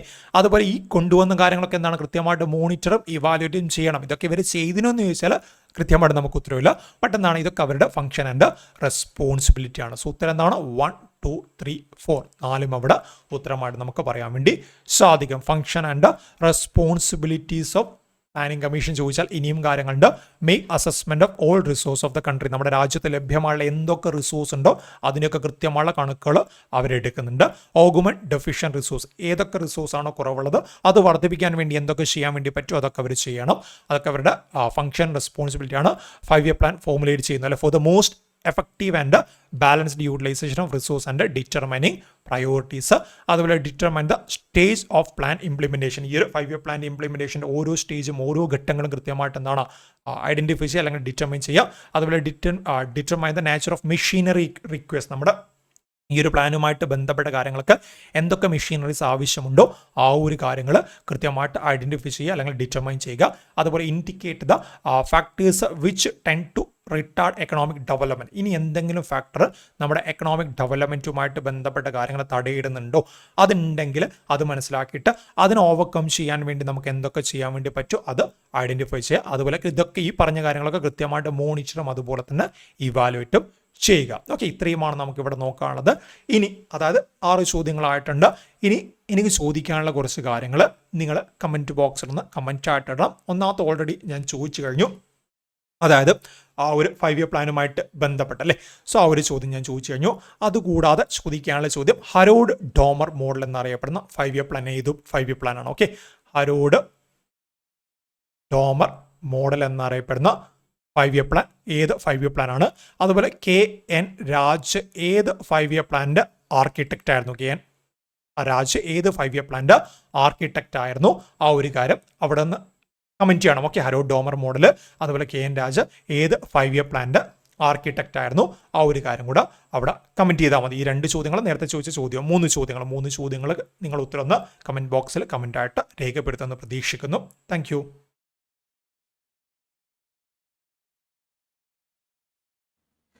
ഓക്കെ, അപ്പോൾ കഴിഞ്ഞ വീക്ക്ലി ടെസ്റ്റിന്റെ മാത്സ് ആൻഡ് മെന്റബിലിറ്റി ക്വസ്റ്റ്യൻസ് ആണ് ഡിസ്കസ് ചെയ്യുന്നത്. മാത്സിൽ മെൻസുറേഷനിൽ നിന്ന് 4 ചോദ്യങ്ങളും മെന്റൽ അബിലിറ്റിയിൽ നിന്ന് ഓഡ് വൺ ഔട്ട് എന്ന ടോപ്പിക്കിൽ നിന്ന് ഒരു 3 ചോദ്യങ്ങളുമാണ് ഉണ്ടായിട്ടുണ്ടായിരുന്നത്. വളരെ സിമ്പിൾ ആയിട്ടുള്ള ചോദ്യങ്ങളാണ്. മാത്സിന്റെ ചോദ്യങ്ങളൊക്കെ എന്താണ്, വളരെ സിമ്പിൾ ആയിട്ടുള്ള ചോദ്യങ്ങളാണ്. ഓക്കെ, ജസ്റ്റ് ഫോർമുലാസ് അറിയാമെങ്കിൽ ചെയ്യാൻ പറ്റുന്ന ചോദ്യങ്ങളാണ്. ശ്രദ്ധിക്കുക. ഫസ്റ്റ് ചോദ്യം ഇതാണ്: The diagonals of a rhombus are 4 meter and 6 meter respectively. Find its area. അല്ലെ, ഒരു റോംബസിന്റെ ഡയഗണൽ തന്നിട്ട് ഏരിയ കാണാനുള്ള ചോദ്യമാണ് അല്ലെ. എങ്ങനെയാണ് ഒരു റോംബസിന്റെ ഡയഗണൽ തന്നിട്ട് ഏരിയ കാണാനുള്ള ഇക്വേഷൻ? എന്താ ഇക്വേഷൻ നിങ്ങൾ അറിഞ്ഞാൽ മതി. എന്താണ് ഇക്വേഷൻ? ഡയഗണൽ തന്നിട്ട് ഏരിയ കാണാനുള്ള equation area is equal to half d1 d2 ആണ്. Areas equal to half d1 d2 ആണ്. ഇതാണെന്ത്, ഒരു റോംബസിന്റെ ഡയഗണൽ തന്നിട്ട് ഏരിയ കാണാനുള്ള ഇക്വേഷൻ. അപ്പൊ എന്ത് വരും? ഹാഫ് ഇൻറ്റു d1 എന്താണ് 4 d2 എന്ത് 6. ഹാഫ് ഇൻറ്റു 4 ഇൻറ്റു 6 ഇതായിരിക്കും എന്ത് വരിക ഇവിടെ ഏരിയ ആയിട്ട് വരുന്നത്. ക്ലിയർ അല്ലേ? ഇവിടെ 2ഉം 4 ക്യാൻസൽ ആക്കാൻ 2 വരും. 2 ഇൻറ്റു 6 എന്താ 12. 12 മീറ്റർ സ്ക്വയർ ആയിരിക്കും എന്ത് നമ്മുടെ ആൻസർ. ഓപ്ഷൻ ബി ആണെന്ത് ഈ ഒരു ക്വസ്റ്റിന് കറക്റ്റ് ആൻസർ ആയിട്ട് വരാൻ പോകുന്നത്. ഏതായിരിക്കും? ഓപ്ഷൻ ബി ആയിരിക്കും. അപ്പൊ ഇവിടെ പ്രധാനമായിട്ട് നിങ്ങൾ അറിയേണ്ടത് റോംബസിന്റെ ഏരിയ, ഡയഗണൽ തന്നിട്ട് ഏരിയ കാണാനുള്ള ഇക്വേഷൻ അല്ലെ. റോംബസുമായി ബന്ധപ്പെട്ട് എന്താണ് ഒരു റോംബസ്?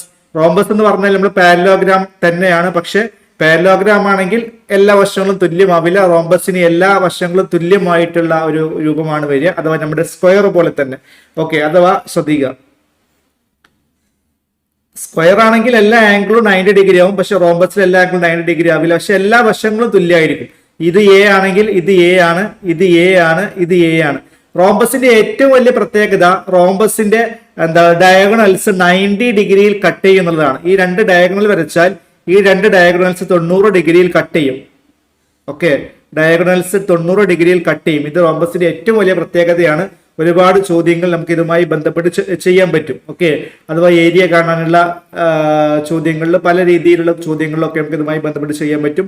റോംബസ് 90 ഡിഗ്രിയിൽ കട്ട് ചെയ്യും എന്ന് പറയുമ്പോൾ ഇവിടെ 4 റൈറ്റ് ആംഗിൾ ട്രയാംഗിൾസ് വരും എന്നാണ് അർത്ഥം. ഓക്കെ, അപ്പൊ അതുകൊണ്ട് ഇവിടെ പൈതഗോറസ് തിയറം ഒക്കെ വെച്ചിട്ട് നമുക്ക് ഒരുപാട് ഇവിടുത്തെ ഒരു വശം തന്നാൽ ബാക്കി ഏരിയ കാണാനുള്ള ആ ഒരു ചോദ്യങ്ങളിലൊക്കെ നമുക്ക് ആ രീതിയിലൊക്കെ ഡീൽ ചെയ്യാൻ പറ്റും. ഇവിടെ പക്ഷെ അങ്ങനെയല്ല. ഇവിടെ 2 ഡയഗണൽ തന്ന് d1 d2 എന്നിങ്ങനെയാണെന്ത് 2 ഡയഗണൽ. അങ്ങനെ 2 ഡയഗണൽ തന്ന് റോംബസിന്റെ ഏരിയ കാണാൻ ഹാഫ് d1 d2 ആണ്. പിന്നെ റോംബസിന്റെ ഏരിയ കാണാനുള്ള വേറൊരു ഇക്വേഷൻ ആണ് AH. AH എന്ന് പറയുമ്പോൾ base into height. Base A ആണ്, ഹൈറ്റ് ഇവിടെ h എന്ന ഹൈറ്റ് ഉണ്ടെങ്കിൽ AHും എന്താണ് റോംബസിന്റെ ഏരിയ കാണാനുള്ള ഒരു ഇക്വേഷൻ ആണ്. ക്ലിയർ അല്ലേ? അപ്പോ റോംബസിന്റെ ഡയഗണൽസ് 90 ഡിഗ്രി കട്ട് ചെയ്യും. അതേപോലെ തന്നെ ഡയഗണൽസ് ആർ ആംഗിൾ ബൈസെക്ടേഴ്സ് ആണ്. ഈ ആംഗിൾസിനെ തുല്യമായി വീതിക്കും. അതൊക്കെ നിങ്ങൾ ഓർത്തു വെക്കുക. ഏറ്റവും ഇമ്പോർട്ടന്റ് റോംബസ് 90 ഡിഗ്രിയിൽ കട്ട് ചെയ്യും എന്നുള്ളതാണ്. ഡയഗണൽസ് 90 ഡിഗ്രി കട്ട് ചെയ്യും.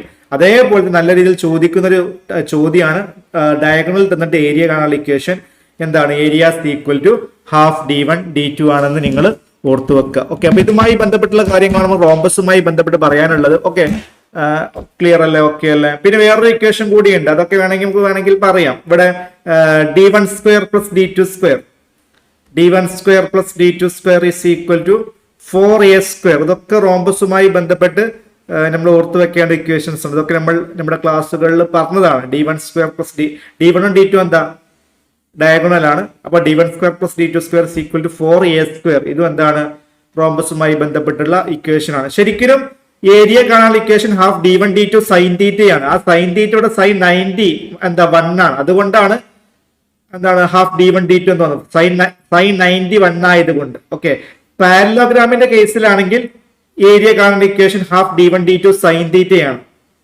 ഓക്കെ, ഈ ഒരു സെയിം എന്താ പറയുക ഡയഗണൽ തന്നിട്ട് ഈ ഒരു സെയിം ഇക്വേഷൻ പാരലോഗ്രാമിന്റെ കേസിലാണെങ്കിൽ ഹാഫ് d1 d2 സൈൻ തീറ്റയാണ് യൂസ് ചെയ്യുക. അവിടെ തീറ്റ എന്ന് പറഞ്ഞാൽ ആ ഡയഗണൽസിനിടയിലുള്ള ആംഗിൾസ് ആണ്. ക്ലിയർ അല്ലേ? പക്ഷെ ഇവിടെ സൈൻ 90 ആണ് വരിക. ഹാഫ് d1 d2 സൈൻ 90 എന്താണ് 1 ആണ്. ഓക്കെ, അപ്പൊ അങ്ങനത്തെ ഒരുപാട് കാര്യങ്ങളുണ്ട്, എല്ലാം നിങ്ങൾ പഠിച്ചു വെക്കാം. ഓക്കെ, അടുത്ത ചോദ്യം നോക്കാം. The area of triangle is 250 centimetre square. The ratio of its base to height is 5:4. Find length of its ബേസ്. ഓക്കെ, ഒരു ട്രയാംഗിളിന്റെ ഏരിയ 250 സെന്റിമീറ്റർ ആണ് അല്ലെ? ബേസിന്റെയും ഹൈറ്റിന്റെയും റേഷ്യോ എന്താ 5:4 ആണ്. അങ്ങനെയാണെങ്കിൽ ലെങ്ത് ഓഫ് ഇറ്റ്സ് ബേസിന്റെ ലെങ്ത് കാണണം. എടാ, ട്രയാംഗിളിന്റെ ഏരിയ കാണുന്ന ഇക്വേഷൻ എന്താ? Area equal to half B H ആണ്. ഇവിടെ ലെങ്ത് ബേസിന്റെയും ഹൈറ്റ് അഥവാ base is to height ratio എന്താ? അത് 5:4 ആണ്. Base is to height ratio 5:4 ആണ്. നമുക്ക് ബേസ് എന്ത് കൊടുക്കാം? 5x എന്ന് കൊടുക്കാം. ഹൈറ്റ് എന്ത് കൊടുക്കാം? 4x എന്ന് കൊടുക്കാം. കാരണം ഈ ഒരു രീതിയിൽ അല്ലെ, ഇത് ജസ്റ്റ് റേഷ്യോസ് ആണ്, കറക്റ്റ് വാല്യൂ അല്ല. ബേസിനൊരു കോമൺ സംഖ്യ കൊണ്ട് മൾട്ടിപ്ലൈ ചെയ്യാം. ബേസ് എന്ത് കൊടുക്കാം? 5x എന്ന് കൊടുക്കാം. ഹൈറ്റ് എന്ത് കൊടുക്കാം? 4x എന്ന് കൊടുക്കാം. ക്ലിയർ അല്ല? അപ്പൊ എന്ത് വരും? Half B H, half into base എന്താ 5x into 4x. അതാണെന്ത് 250 centimetre square. Clear അല്ലേ? ഇവിടെ നമുക്ക് ക്യാൻസൽ ആക്കാം. ഇവിടെ 2 4 ക്യാൻസൽ ആക്കാം 2. അതേപോലെ തന്നെ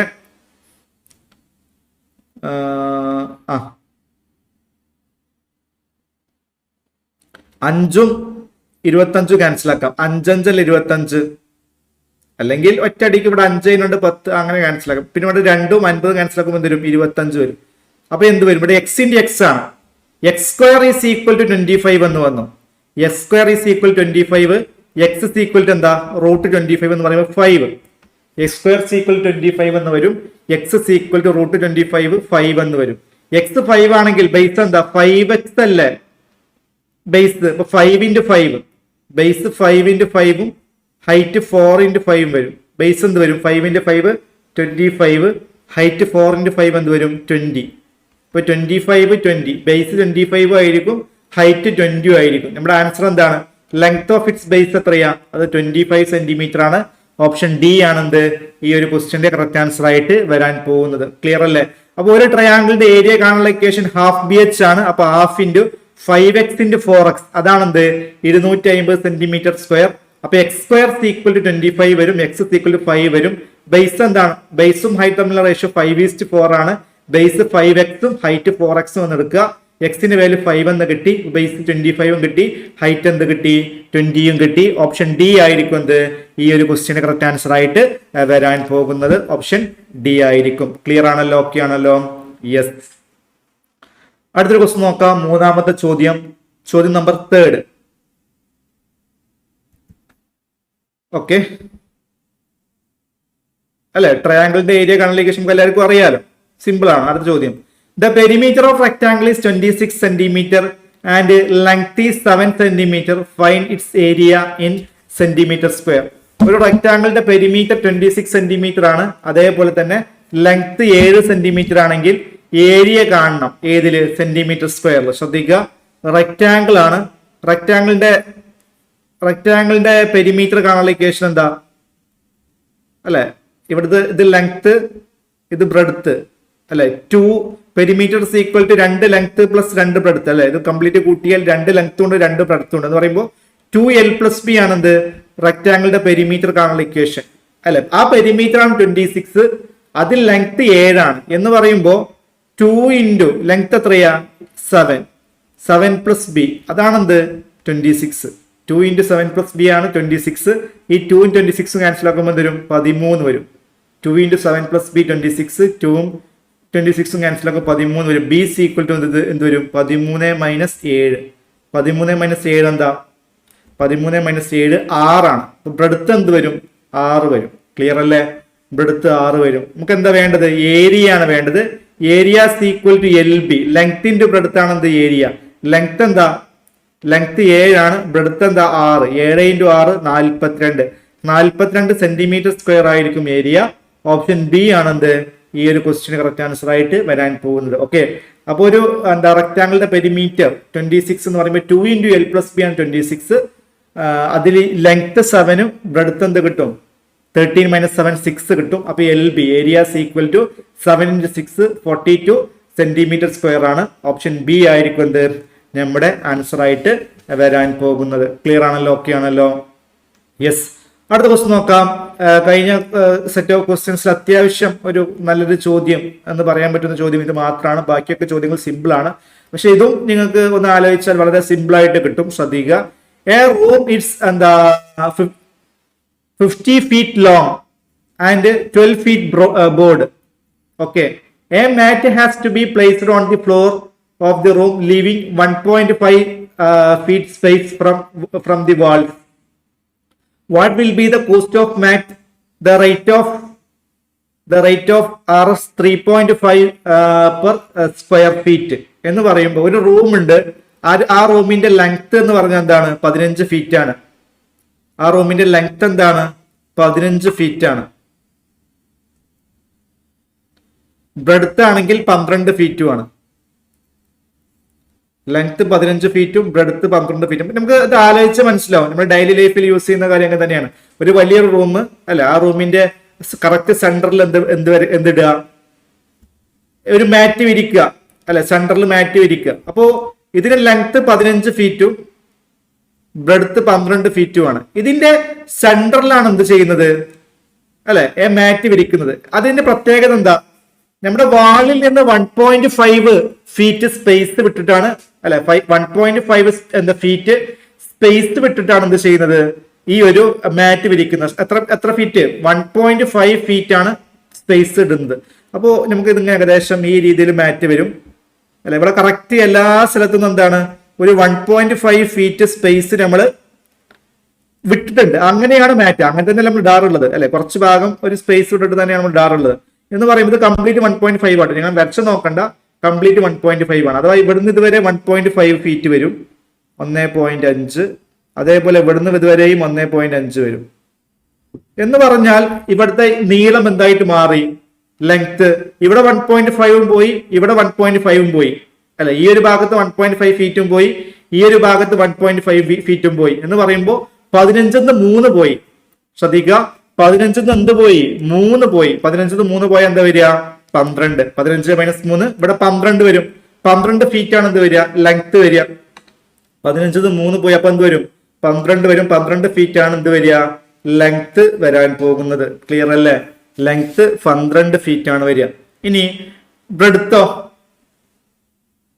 ലെങ്ത് 12 ഫീറ്റ്. ബ്രെഡ്ത്ത് ആണെങ്കിൽ ഒന്നുമില്ല. അതായത് ഇവിടുന്ന് 1.5 ഫീറ്റും പോകും, അതേപോലെ ഇവിടുന്ന് 1.5 ഫീറ്റും പോകും. എന്ന് പറഞ്ഞാൽ ടോട്ടൽ 3 അവിടുന്നും പോകും. 12 3 അവിടുന്നും പോകും. 12 മൈനസ് 3 9 ഫീറ്റ് ആണ് എന്ത് വരിക ബ്രെഡ്ത്ത് വരിക. ശ്രദ്ധിക്കട്ടോ, സംഗതി സിമ്പിൾ ആണ്. ഒരു റൂം അതിന്റെ ലെങ്ത് 15 ഫീറ്റും ബ്രെഡ്ത്ത് 12 ഫീറ്റും ആണ്. അതിന്റെ എന്താണ് സെന്ററിൽ എന്ത് ഇട്ടു ഒരു മാറ്റ് ഇട്ടു. ആ മാറ്റ് എങ്ങനെ ഇട്ടത് വാളിൽ നിന്ന് 1.5 ഫീറ്റ് അല്ലെ 1.5 ഫീറ്റ് ഒഴിച്ചിട്ടാണ് ആ ഒരു മാറ്റ് ഇടുന്നത്. എന്ന് പറയുമ്പോൾ ലെങ്ത് രണ്ട് സൈഡിൽ നിന്നും 1.5 കുറഞ്ഞ് ലെങ്ത് 12 ചുരുങ്ങും. ബ്രെഡ്ത്തും രണ്ട് സൈഡിൽ നിന്നും 1.5 കുറഞ്ഞ് 9 ചുരുങ്ങും. Okay sorry. അപ്പൊ ഏരിയ എന്താ വരിക? Area of mat. നമുക്ക് മാറ്റിന്റെ ഏരിയ ആണ് വേണ്ടത് അല്ലെ. നമുക്ക് എന്താ ചോദ്യം? What will be the cost of mat? മാറ്റിന് എത്ര രൂപയാകും? റേറ്റ് എന്താണ്? ഓരോ സ്ക്വയർ ഫീറ്റിനും 3.5 രൂപയാണ്. അപ്പൊ മാറ്റിന്റെ ടോട്ടൽ ഏരിയ കാണണം. എന്താ മാറ്റിന്റെ ടോട്ടൽ ഏരിയ കിട്ടുക? Area equal to length into breadth അല്ലേ. മാറ്റിന്റെ ലെങ്ത് എന്താ 12 ആണ്, ബ്രെഡ്ത്ത് എന്താ 9 ആണ്. 12 × 9 ആണ് ഏരിയ. 90 18 108. 108 എന്താണ് സ്ക്വയർ ഫീറ്റ് ആണെന്ത്, ഇത്രയും സ്ക്വയർ ഫീറ്റ് ആണെന്ത് നമ്മുടെ ഏരിയ വരിക. Okay, 108 square feet, 108 square feet ആണെന്ത് വരിക ഏരിയ വരിക. ഓക്കെ, നമുക്ക് what will be the cost of mat, rate 3.50 per square feet. ഓരോ സ്ക്വയർ ഫീറ്റിനും 3.5 രൂപ നിരക്കിൽ എന്താ മാറ്റിന്റെ വില എന്താവും എന്നാണ് ചോദ്യം.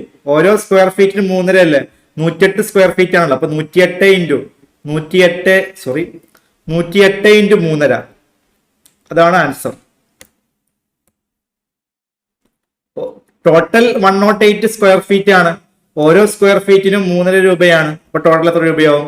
108 × 3.5 എന്ത് വരും? 108 × 3.5. ആദ്യം 108 35 ഗുണിക്കുക, 8 40, റിമൈൻഡർ 4, 0 5 0 4 24 4 28, പിന്നെ റിമൈൻഡർ 2, 5 0 7 വരും, 1 3 3 അല്ലെ, 3.5 ആയതും കൂടി ഒരു സ്ഥാനം മാറി പോയിന്റ്. അപ്പൊ എന്തെങ്കിലും 378 വരും. അപ്പൊ 108 × 3.5 എന്താ 378 ആണ്.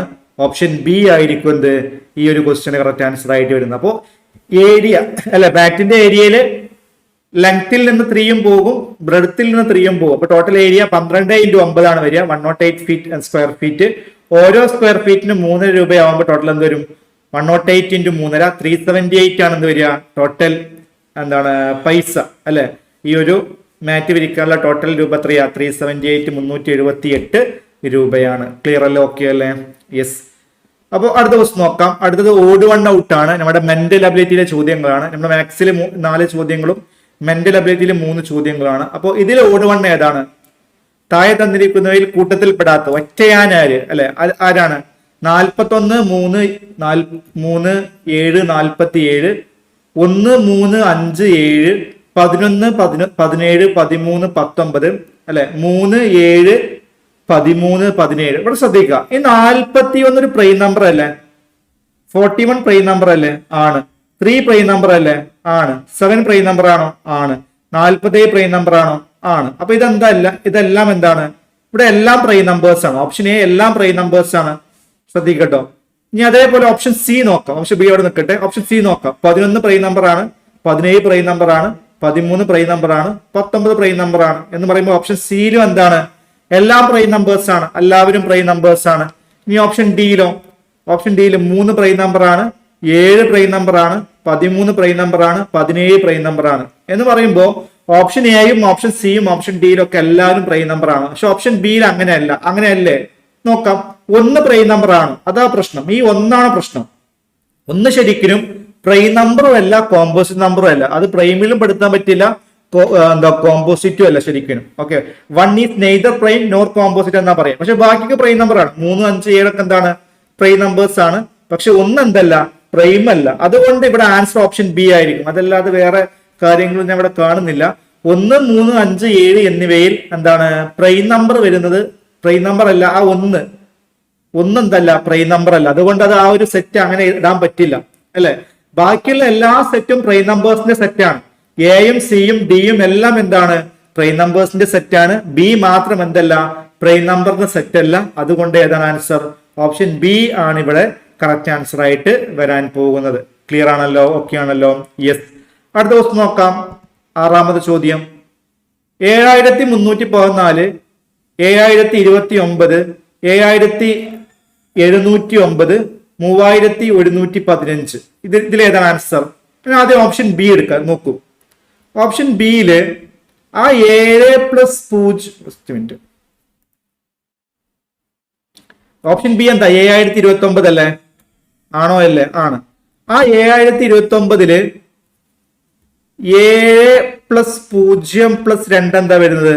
9. അഥവാ ആദ്യത്തെ 3 ഡിജിറ്റ് ആഡ് ചെയ്താൽ ലാസ്റ്റ് ഡിജിറ്റിന് ഈക്വൽ ആണ്. ഓക്കെ, ഇനി ഓപ്ഷൻ സി നോക്കൂ.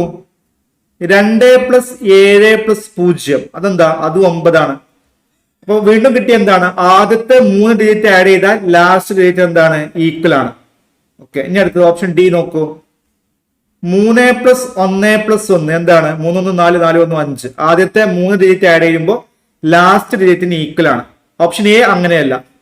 ഓപ്ഷൻ എയില് 7+3+1 7 3 10 10 1 11 അല്ലേ?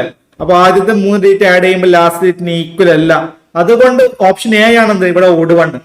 ഓക്കെ, വേറൊരു കാര്യം ഇവിടെ ഉണ്ട്, പക്ഷെ അതിനേക്കാൾ കുറച്ചും കൂടി ഇവിടെ എന്താ പറയാ ഉദിച്ചു നിൽക്കുന്നത് ഈ ഒരു ഓപ്ഷനാണ്. വേറൊരു കാര്യം എന്ന് പറഞ്ഞാൽ ഇവിടെ ഓപ്ഷൻ എ അത് അപ്പോ ഓപ്ഷൻ മാറും കേട്ടോ. ആ ഒരു കൺസെപ്റ്റ് ആണെങ്കിൽ അഥവാ 3ന്റെ മൾട്ടിപ്പിൾ ബിയും സിയും ഒക്കെ എന്താണ്? 9ന്റെ മൾട്ടിപ്പിളും 3ന്റെ മൾട്ടിപ്പിൾ ഒക്കെയാണ്. ഓപ്ഷൻ എയും എന്താണ്? ഓപ്ഷൻ എയും 3ന്റെ മൾട്ടിപ്പിൾ ആണ്. പക്ഷെ ഓപ്ഷൻ ഡി എന്തിന്റെ മൾട്ടിപ്പിൾ അല്ല? 3ന്റെ മൾട്ടിപ്പിൾ അല്ല. അങ്ങനെ വേണമെങ്കിൽ പറയാം. പക്ഷെ അതിനേക്കാൾ ഇവിടെ ഒന്നുകൂടി അടിപൊളിയായിട്ട് വരുന്നത് ഈ ഒരു കാര്യം ആയതുകൊണ്ടാണ് ഞാൻ ഇങ്ങനെ പറയുന്നത് കേട്ടോ. അപ്പോ അങ്ങനെ നോക്കുകയാണെങ്കിൽ ഓപ്ഷൻ ഡി ആൻസർ ആവും. പക്ഷെ അങ്ങനെയല്ല. ഇവിടെ കുറച്ചും കൂടി വളരെ സിമ്പിൾ ആയിട്ട് നോക്കുക. 7+0+2 9 അല്ലെ? ആദ്യത്തെ 3 സംഖ്യ ആഡ് ചെയ്യുമ്പോൾ 4ാമത്തെ സംഖ്യ കിട്ടും. 2+7+0 9 അല്ലെ? അതേപോലെ തന്നെ 3+1+1 5. ആദ്യത്തെ 3 സംഖ്യ ആഡ് ചെയ്യുമ്പോൾ എന്ത് കിട്ടും? 4ാമത്തെ സംഖ്യ കിട്ടും. അതുകൊണ്ട് ആ രീതിയിലാണ് ഇവിടെ വരുന്നത്. അതുകൊണ്ട് ഇവിടെ ഓട് വണ്ണ ആരാ? ഓപ്ഷൻ എ ആണ്. ക്ലിയർ അല്ലേ? ഓക്കെ അല്ലേ? യെസ്. അവസാനത്തെ ചോദ്യം നോക്കാം. 7ാമത്തെ ചോദ്യം. Odd one out 7 9 11 13. വളരെ സിമ്പിൾ ആയിട്ട് പറയാം. 9 ആണ് എന്ത് കൂട്ടത്തിൽ പെടാത്തവൻ. കാരണം എന്താ? 7 11 13 ഒക്കെ എന്താ പ്രൈം നമ്പേഴ്സ് ആണ്. ഈ പ്രൈം നമ്പേഴ്സുമായി ബന്ധപ്പെട്ടിട്ടുള്ള ചോദ്യങ്ങൾ നല്ല രീതിയിൽ ചോദിക്കാറുണ്ട്. അത് ഓഡ് വൺ ഔട്ടിലും സീരീസിലും ഒക്കെ എന്താണ് കോമൺ ആയിട്ട് കാണുന്ന ഒരു ചോദ്യമാണ്. 7 9 11 13. അതിൽ 9 എന്തല്ല? പ്രൈം നമ്പർ അല്ല. ബാക്കിയെല്ലാം എന്താണ്? 7 11 13 ഒക്കെ എന്താണ്? പ്രൈം നമ്പേഴ്സ് ആണ്. ആ കാര്യം കൊണ്ട് ഓപ്ഷൻ ബി ആണ് ഇവിടുത്തെ ആൻസർ ആയിട്ട് വരുന്നത്. ഓക്കെ, അപ്പോൾ വളരെ സിമ്പിൾ ആയിട്ടുള്ള ഒരു സെക്ഷൻ ആണ് അല്ലെ? നമ്മുടെ മാത്സിന്റെ ക്വസ്റ്റ്യൻസ് ആവട്ടെ, മെന്റൽ എബിലിറ്റി ക്വസ്റ്റ്യൻസ് ആവട്ടെ, എല്ലാം എന്താണ് സിമ്പിൾ ചോദ്യങ്ങളായിരുന്നു. ഓക്കെ, അപ്പോൾ അടുത്ത ക്ലാസ്സിൽ വീണ്ടും കാണാമെന്ന പ്രതീക്ഷയോടെ ഞാൻ തൽക്കാലം നിർത്തുന്നു. Thank you so much.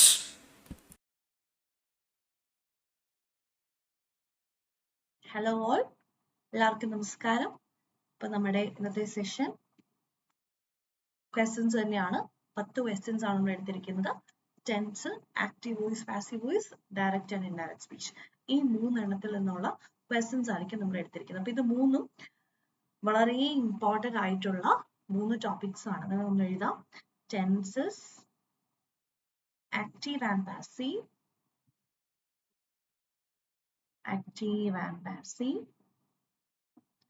and direct and indirect speech. ഈ 3 ടോപ്പിക്സ് ആണ് നമുക്കുള്ളത്.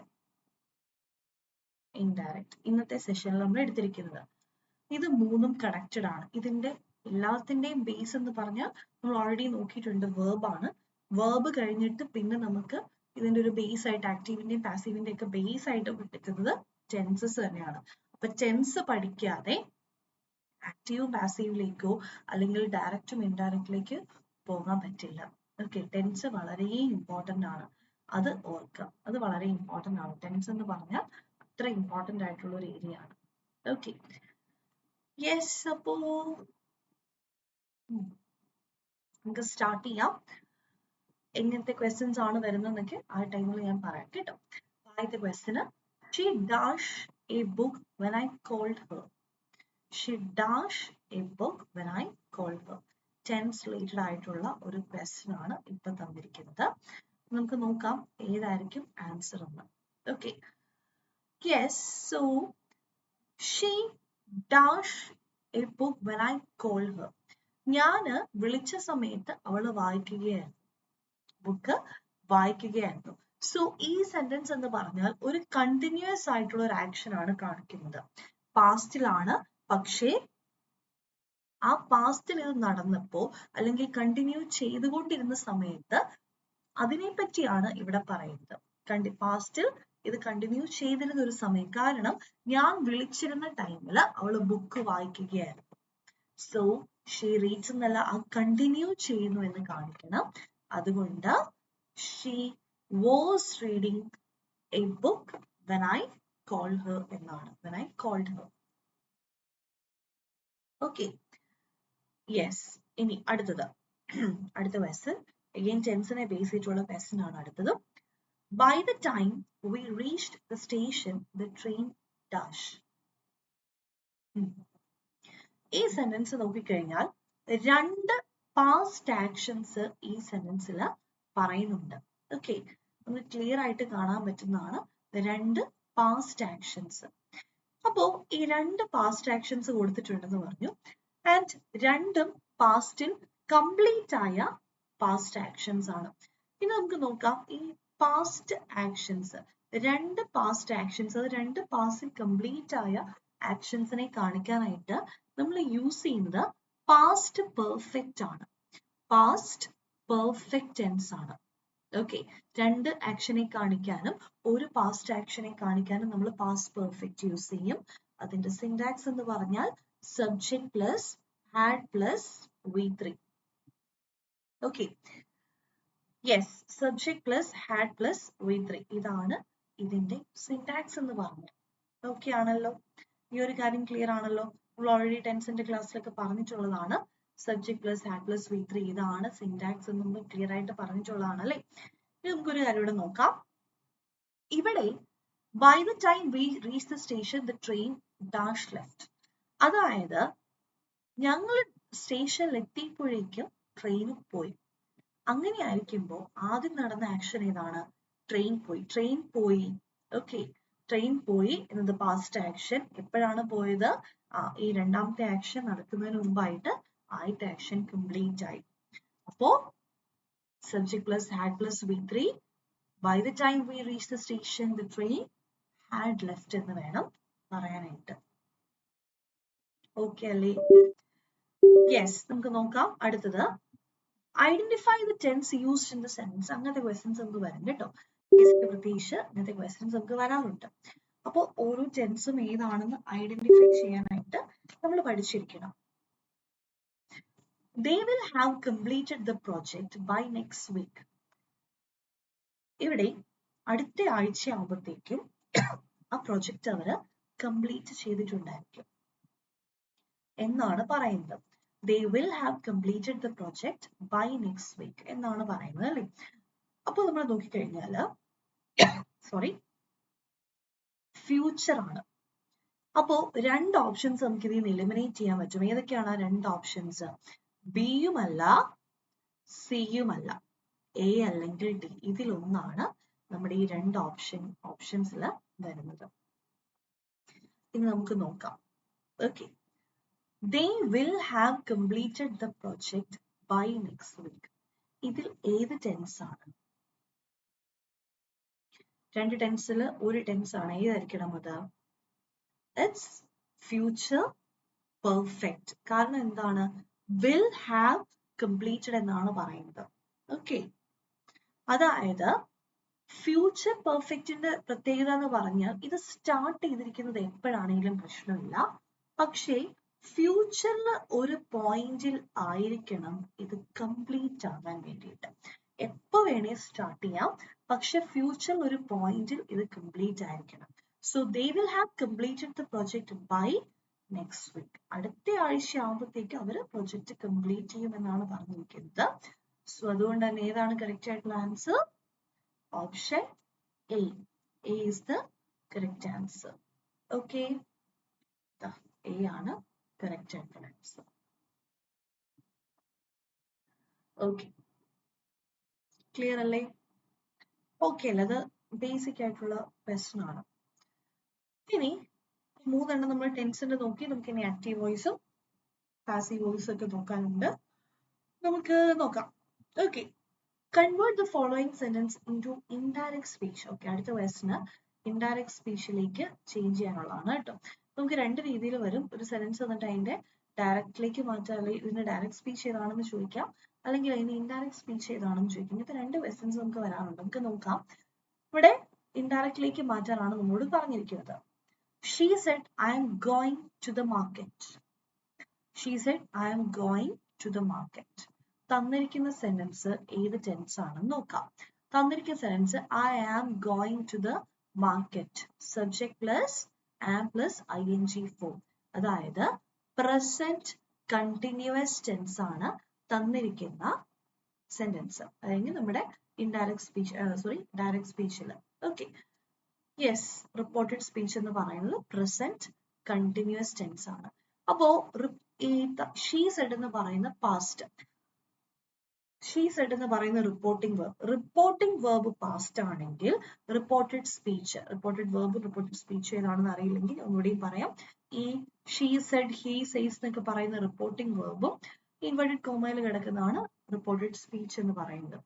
ഓക്കെ, അപ്പോ റിപ്പോർട്ടിംഗ് വേർബ് പാസ്റ്റ് ആണെങ്കിൽ റിപ്പോർട്ടഡ് സ്പീച്ചിലെ പ്രസന്റ് ടെൻസ് അതിന്റെ പാസ്റ്റിലേക്ക് മാറും. ഇവിടെ പ്രസന്റ് കണ്ടിന്യൂസ് ആണ്, അതുകൊണ്ട് പാസ്റ്റ് കണ്ടിന്യൂസിലേക്ക് മാറും. എങ്ങനെ വരും? She said that she was going to the market. ഇതാണ് past continuous. Okay അല്ലേ? Clear അല്ലേ? Yes. അതിൽ എന്തെങ്കിലും ഡൗട്ട് ഉണ്ടെങ്കിൽ നിങ്ങൾ നോക്കുക. നമ്മൾ നമ്മുടെ ക്ലാസ്സിൽ ഇത് ഡീറ്റെയിൽ ആയിട്ട് പറഞ്ഞിട്ടുണ്ട് കേട്ടോ. Okay. അടുത്തത് choose the correct indirect speech for the following sentence. Indirect speech select ചെയ്യാനാണ് ഇവിടെ പറഞ്ഞിരിക്കുന്നത്. നമുക്ക് നോക്കാം. He said, I have finished my homework. He said, I have finished my homework. Okay, ഈ ഒരു സെന്റൻസ്, അഞ്ചാമത്തെ സെന്റൻസ് എങ്ങനെ വരും നമുക്ക് നോക്കാം. ഓക്കെ, അപ്പോ ഇവിടെ തന്നിരിക്കുന്നത് ഏത് ടെൻസ് ആണ്? പ്രസന്റ് പെർഫെക്റ്റ് ആണ് അല്ലേ? ഈ തന്നിരിക്കുന്ന ടെൻസ് എന്ന് പറഞ്ഞാൽ പ്രസന്റ് പെർഫെക്റ്റ് ആണ്. എഗെയിൻ പ്രസന്റ് എല്ലാം പാസ്റ്റിലേക്ക് മാറും. റിപ്പോർട്ടിംഗ് വേർബ് പാസ്റ്റ് ആണെങ്കിൽ റിപ്പോർട്ടഡ് സ്പീച്ചിലെ പ്രസന്റ് ടെൻസ് എല്ലാം അതിൻ്റെതായ പാസ്റ്റിലേക്ക് ചേഞ്ച് ചെയ്യും അല്ലെ? അപ്പൊ അതിൻ്റെതായ പാസ്റ്റിലേക്ക് മാറുമ്പോൾ പാസ്റ്റ് പെർഫെക്റ്റ് ആവും. പാസ്റ്റ് പെർഫെക്റ്റ് എന്ന് പറഞ്ഞാൽ subject plus had plus V3. ഏതെവിടെ had plus V3? That is option A. He said that he had finished his homework. Okay അല്ലേ? ക്ലിയർ? Okay, yes. ഇനി നമുക്ക് അടുത്ത ക്വസ്റ്റ്യനിലേക്ക് പോകാം. 5 ക്വസ്റ്റ്യൻസ് നമ്മൾ കംപ്ലീറ്റ് ചെയ്തു. നമ്മുടെ അടുത്ത question, identify the correct direct speech for the following indirect speech. നേരത്തെ പറഞ്ഞ പോലെ ഇവിടെ ഡയറക്റ്റിൽ നിന്ന് ഇൻഡയറക്റ്റിലേക്ക് ചേഞ്ച് ചെയ്യാനാണ് ഇവിടെ ചോദിച്ചിരിക്കുന്നത്. കറക്റ്റ് ആയിട്ടുള്ള ഇൻഡയറക്റ്റ് സ്പീച്ച് കണ്ടുപിടിക്കാനാണ് പറഞ്ഞിരിക്കുന്നത്. They told us that they were planning a trip. Okay, നമുക്ക് നോക്കാം എന്ത് വരും. നമുക്ക് നോക്കാം. 4 ഓപ്ഷൻസ് ഇവിടെയും കൊടുത്തിട്ടുണ്ട്. നമ്മുടെ 6ാമത്തെ ക്വസ്റ്റ്യൻ ആണ്. യെസ്, ഓക്കെ, നമുക്ക് നോക്കാം. ഇൻഡയറക്റ്റ് സ്പീച്ച് ആണ് തന്നിരിക്കുന്നത്. And they were planning a trip എന്ന് പറഞ്ഞാൽ അതെന്താണ്? പാസ്റ്റ് കണ്ടിന്യൂസ് ടെൻസ് ആണ്. Past continuous tense. Past continuous tense ആണ്.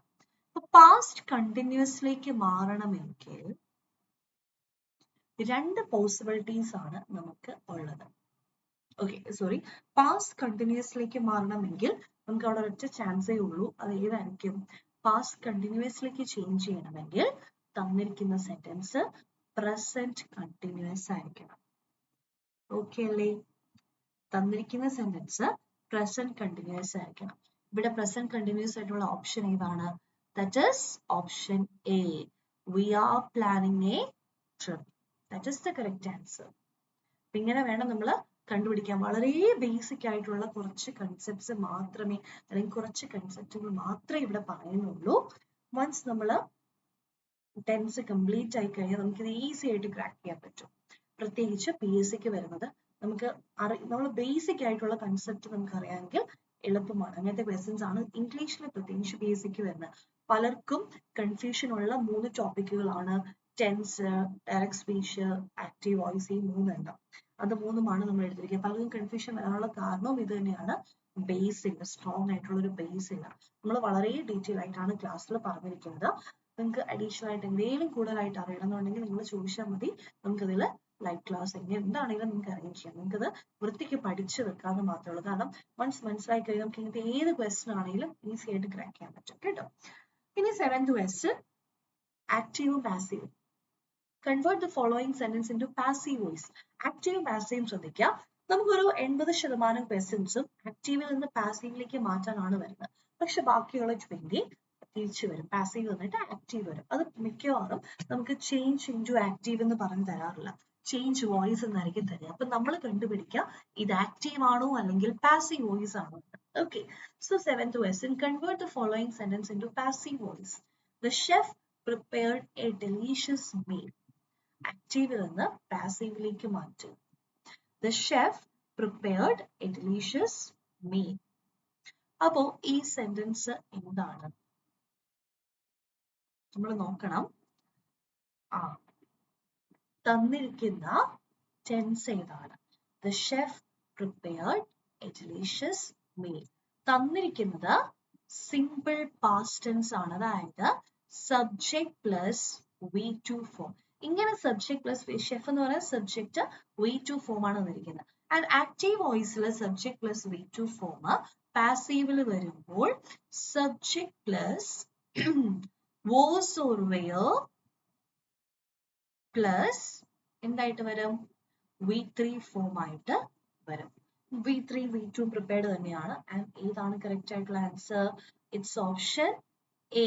A delicious meal was prepared by the chef. അപ്പൊ ഇത് അറിഞ്ഞിരിക്കണം. ഈ സിന്റാക്സ് ഈ 12 ഫോമിന്റെയും നിങ്ങൾ അറിഞ്ഞിരിക്കണം. ഓക്കെ, അന്ന് മാത്രമേ നമുക്ക് കറക്റ്റ് ആയിട്ട് എളുപ്പത്തിൽ ആൻസർ കിട്ടുള്ളൂ. ഓക്കെ, ആൻഡ് 8th question നമ്മളിവിടെ ജസ്റ്റ് ഒന്ന് ഓക്കെ നമുക്ക് നോക്കാം. 8th question, choose the correct active voice for the following passive sentence. Passive വന്നിട്ടുണ്ട്, അതിന് ആക്റ്റീവ് ആണ് നമ്മൾ കണ്ടുപിടിക്കേണ്ടത്. ഓക്കെ, നമുക്ക് നോക്കാം. The letter was written by John. The letter was written by John. അപ്പൊ നമുക്കിവിടെ ഒരു വലിയ ക്ലൂ തന്നിട്ടുണ്ട്. was എന്ന് പറഞ്ഞിട്ടുണ്ട്. ഈ was, അതായത് ഇവിടെ തന്നിരിക്കുന്ന ഫോം എന്ന് പറഞ്ഞാൽ സബ്ജക്ട് പ്ലസ് പാസീവ് വോയിസിലെ ഫോം എന്ന് പറഞ്ഞാൽ subject plus was plus V3 form ആണ്. ഇങ്ങനെ വരണമെങ്കിൽ അതിന്റെ ആക്റ്റീവ് എന്തായിരിക്കണം? സബ്ജക്ട് പ്ലസ് V2 ആയിരിക്കണം. ഇതായിരിക്കണം ആക്റ്റീവ് ആൻഡ് ഇത് പാസീവ്. സോ ഇതിൽ ഏതാണ് കറക്റ്റ് ആയിട്ടുള്ള answer? Option B, John wrote the letter. Okay അല്ലേ? Then 9th question, identify the passive voice sentence. ഇതില് പാസീവ് വോയിസ് ഏതാണെന്ന് ഐഡന്റിഫൈ ചെയ്യാം. ഓക്കെ, പാസീവ് വോയിസ് സെന്റൻസ് ഏതാണ് നമ്മൾ ഐഡന്റിഫൈ ചെയ്യാം. The teacher explained the lesson. അല്ല. ഓക്കെ, കാരണം ആക്റ്റീവും പാസീവും എന്ന് പറഞ്ഞാൽ ആക്റ്റീവ് വോയിസ് എന്ന് പറഞ്ഞാൽ സബ്ജക്റ്റിനായിരിക്കും ഇമ്പോർട്ടൻസ് കൂടുതൽ. ഓക്കെ, ആൻഡ് പാസീവ് എന്ന് പറഞ്ഞാൽ അവിടെ സബ്ജക്റ്റിന് ഇത്ര വലിയ ഇമ്പോർട്ടൻസ് ഇല്ല. ഓക്കെ, ആരാണ് പ്രവൃത്തി ചെയ്ത് എന്ന് പറയുന്നതാണ് ആക്റ്റീവ് വോയിസ്. അപ്പൊ ആദ്യത്തെ സെന്റൻസ് ആക്റ്റീവ് ആണ്, സോ അതല്ല. അപ്പൊ അത് നമുക്ക് മാറ്റാം. അടുത്ത, the lesson was explained by the teacher. ഇവിടെ ടീച്ചറിനാൽ ആ ലെസൺ എക്സ്പ്ലെയിൻ ചെയ്യപ്പെട്ടു എന്നാണ് പറയുന്നത്. ഇവിടെ ഇമ്പോർട്ടൻസ് ലെസൺ ആണ്, അതായത് ആരാണ് പ്രവൃത്തി ചെയ്യുന്നതിനല്ല ഇമ്പോർട്ടൻസ്. ഇനി അടുത്ത രണ്ടെണ്ണം കൂടെ നമുക്ക് നോക്കാം. The students understood the lesson. അവിടെ സ്റ്റുഡൻസിനാണ് ഇമ്പോർട്ടൻസ്, കാരണം സ്റ്റുഡൻസ് ആണ് സബ്ജക്ട്. ഇവിടെ ടീച്ചറിനാണ് അടുത്ത ഇമ്പോർട്ടൻസ്. സോ സബ്ജക്റ്റിന് ഇമ്പോർട്ടൻസ് കൊടുക്കാത്തതാണ് നമ്മുടെ പാസീവ് വോയിസ് എന്ന് പറഞ്ഞാൽ. അപ്പൊ ഇവിടെ ഏതായിരിക്കും കറക്റ്റ്? അല്ലെങ്കിൽ ആരാണ് ആക്ഷൻ ചെയ്തതെന്ന് പറയാത്തതാണ്, റിസീവ് ചെയ്യുന്നതാണ് ആക്ഷൻ, സോറി പാസീവ് വോയിസ്. ഇവിടെ option B, the lesson was explained by the teacher. And moving to the last question, 10th one, direct speech ആണ്. Identify the correct transformation. I will call you tomorrow, he said. I will call you tomorrow. Okay, ഇപ്പൊ future ആണ്. will ഒക്കെ എന്തായിട്ട് വരും? നമുക്ക് simple ആയിട്ട് തന്നെ convert ചെയ്യാൻ പറ്റും. he said that, അത് നമ്മുടെ മെയിൻ ആണ്. he said that, I എന്നുള്ളത് he ആകും, will would ആകും. would ആയിട്ടുള്ള രണ്ട് ഓപ്ഷൻസ് ഉണ്ട്. he said, I will call you tomorrow, he said. അപ്പോ ഇവിടെ എന്ത് വരും? he said that he would call me tomorrow എന്നുള്ളത് the next day ആകും. he would കറക്റ്റ് ആയി നമുക്ക് ഇവിടെ tomorrow തന്നെയാണ്, അതും ചേഞ്ച് ചെയ്യണം. സോ ഓപ്ഷൻ എ ആണ് കറക്റ്റ് ആയിട്ടുള്ളത്. അപ്പൊ എത്ര എളുപ്പത്തിലാണ് നമ്മൾ ഈ 10 ക്വസ്റ്റ്യൻസ് ചെയ്തത്. അപ്പൊ ഇതുപോലത്തെ നിങ്ങൾക്ക് ഒത്തിരി കടുകട്ടിയായിട്ടുള്ള ക്വസ്റ്റ്യൻസ് PSCക്ക് വരുന്നത് കുറവായിരിക്കും കേട്ടോ. ഞാൻ ബാക്കിയുള്ള കോമ്പറ്റേറ്റീവ് എക്സാംസിന്റെ കാര്യം പറയുന്നത്, നിങ്ങൾ PSC മാത്രമാണ് ഫോക്കസ് ചെയ്യുന്നെങ്കിൽ ഡെഫിനറ്റ്ലി PSCക്ക് വരുന്ന കുറച്ച് ക്വസ്റ്റ്യൻസ് അത്യാവശ്യം ഈസി ആയിട്ടുള്ള ക്വസ്റ്റ്യൻസ് ആയിരിക്കും. അപ്പൊ നിങ്ങൾക്ക് ബേസിക് ആയിട്ടുള്ള കൺസെപ്റ്റ് നന്നായിട്ട് പഠിക്കുക. അല്ലാതെ നമ്മൾ കുറച്ച് ഒരു ക്വസ്റ്റ്യൻ ഡയറക്റ്റ് ആയിട്ട് എടുക്കാൻ നോക്കി നമുക്ക് ചിലപ്പോൾ കിട്ടണമെന്നില്ല. ബേസിക് കൺസെപ്റ്റ് നന്നായിട്ട് പഠിക്കുക. എന്തെങ്കിലും ഡൗട്ട് ഉണ്ടെങ്കിൽ ഗ്രൂപ്പിൽ ചോദിക്കുക. നമുക്ക് എത്ര വട്ടം വേണമെങ്കിലും എക്സ്പ്ലെയിൻ ചെയ്യാം. നിങ്ങൾക്ക് അത് മനസ്സിലായാൽ മാത്രം മതി. ഓക്കെ, അപ്പൊ അത്രയേ ഉള്ളൂ. നമ്മുടെ ഒരു ചെറിയൊരു സെഷൻ ആയിരുന്നു, ക്വസ്റ്റ്യൻസ് ഡിസ്കസ് ചെയ്യുന്നതായിരുന്നു. അപ്പൊ അത്രയേ ഉള്ളൂ. That's it. Thank you. Bye bye. Okay.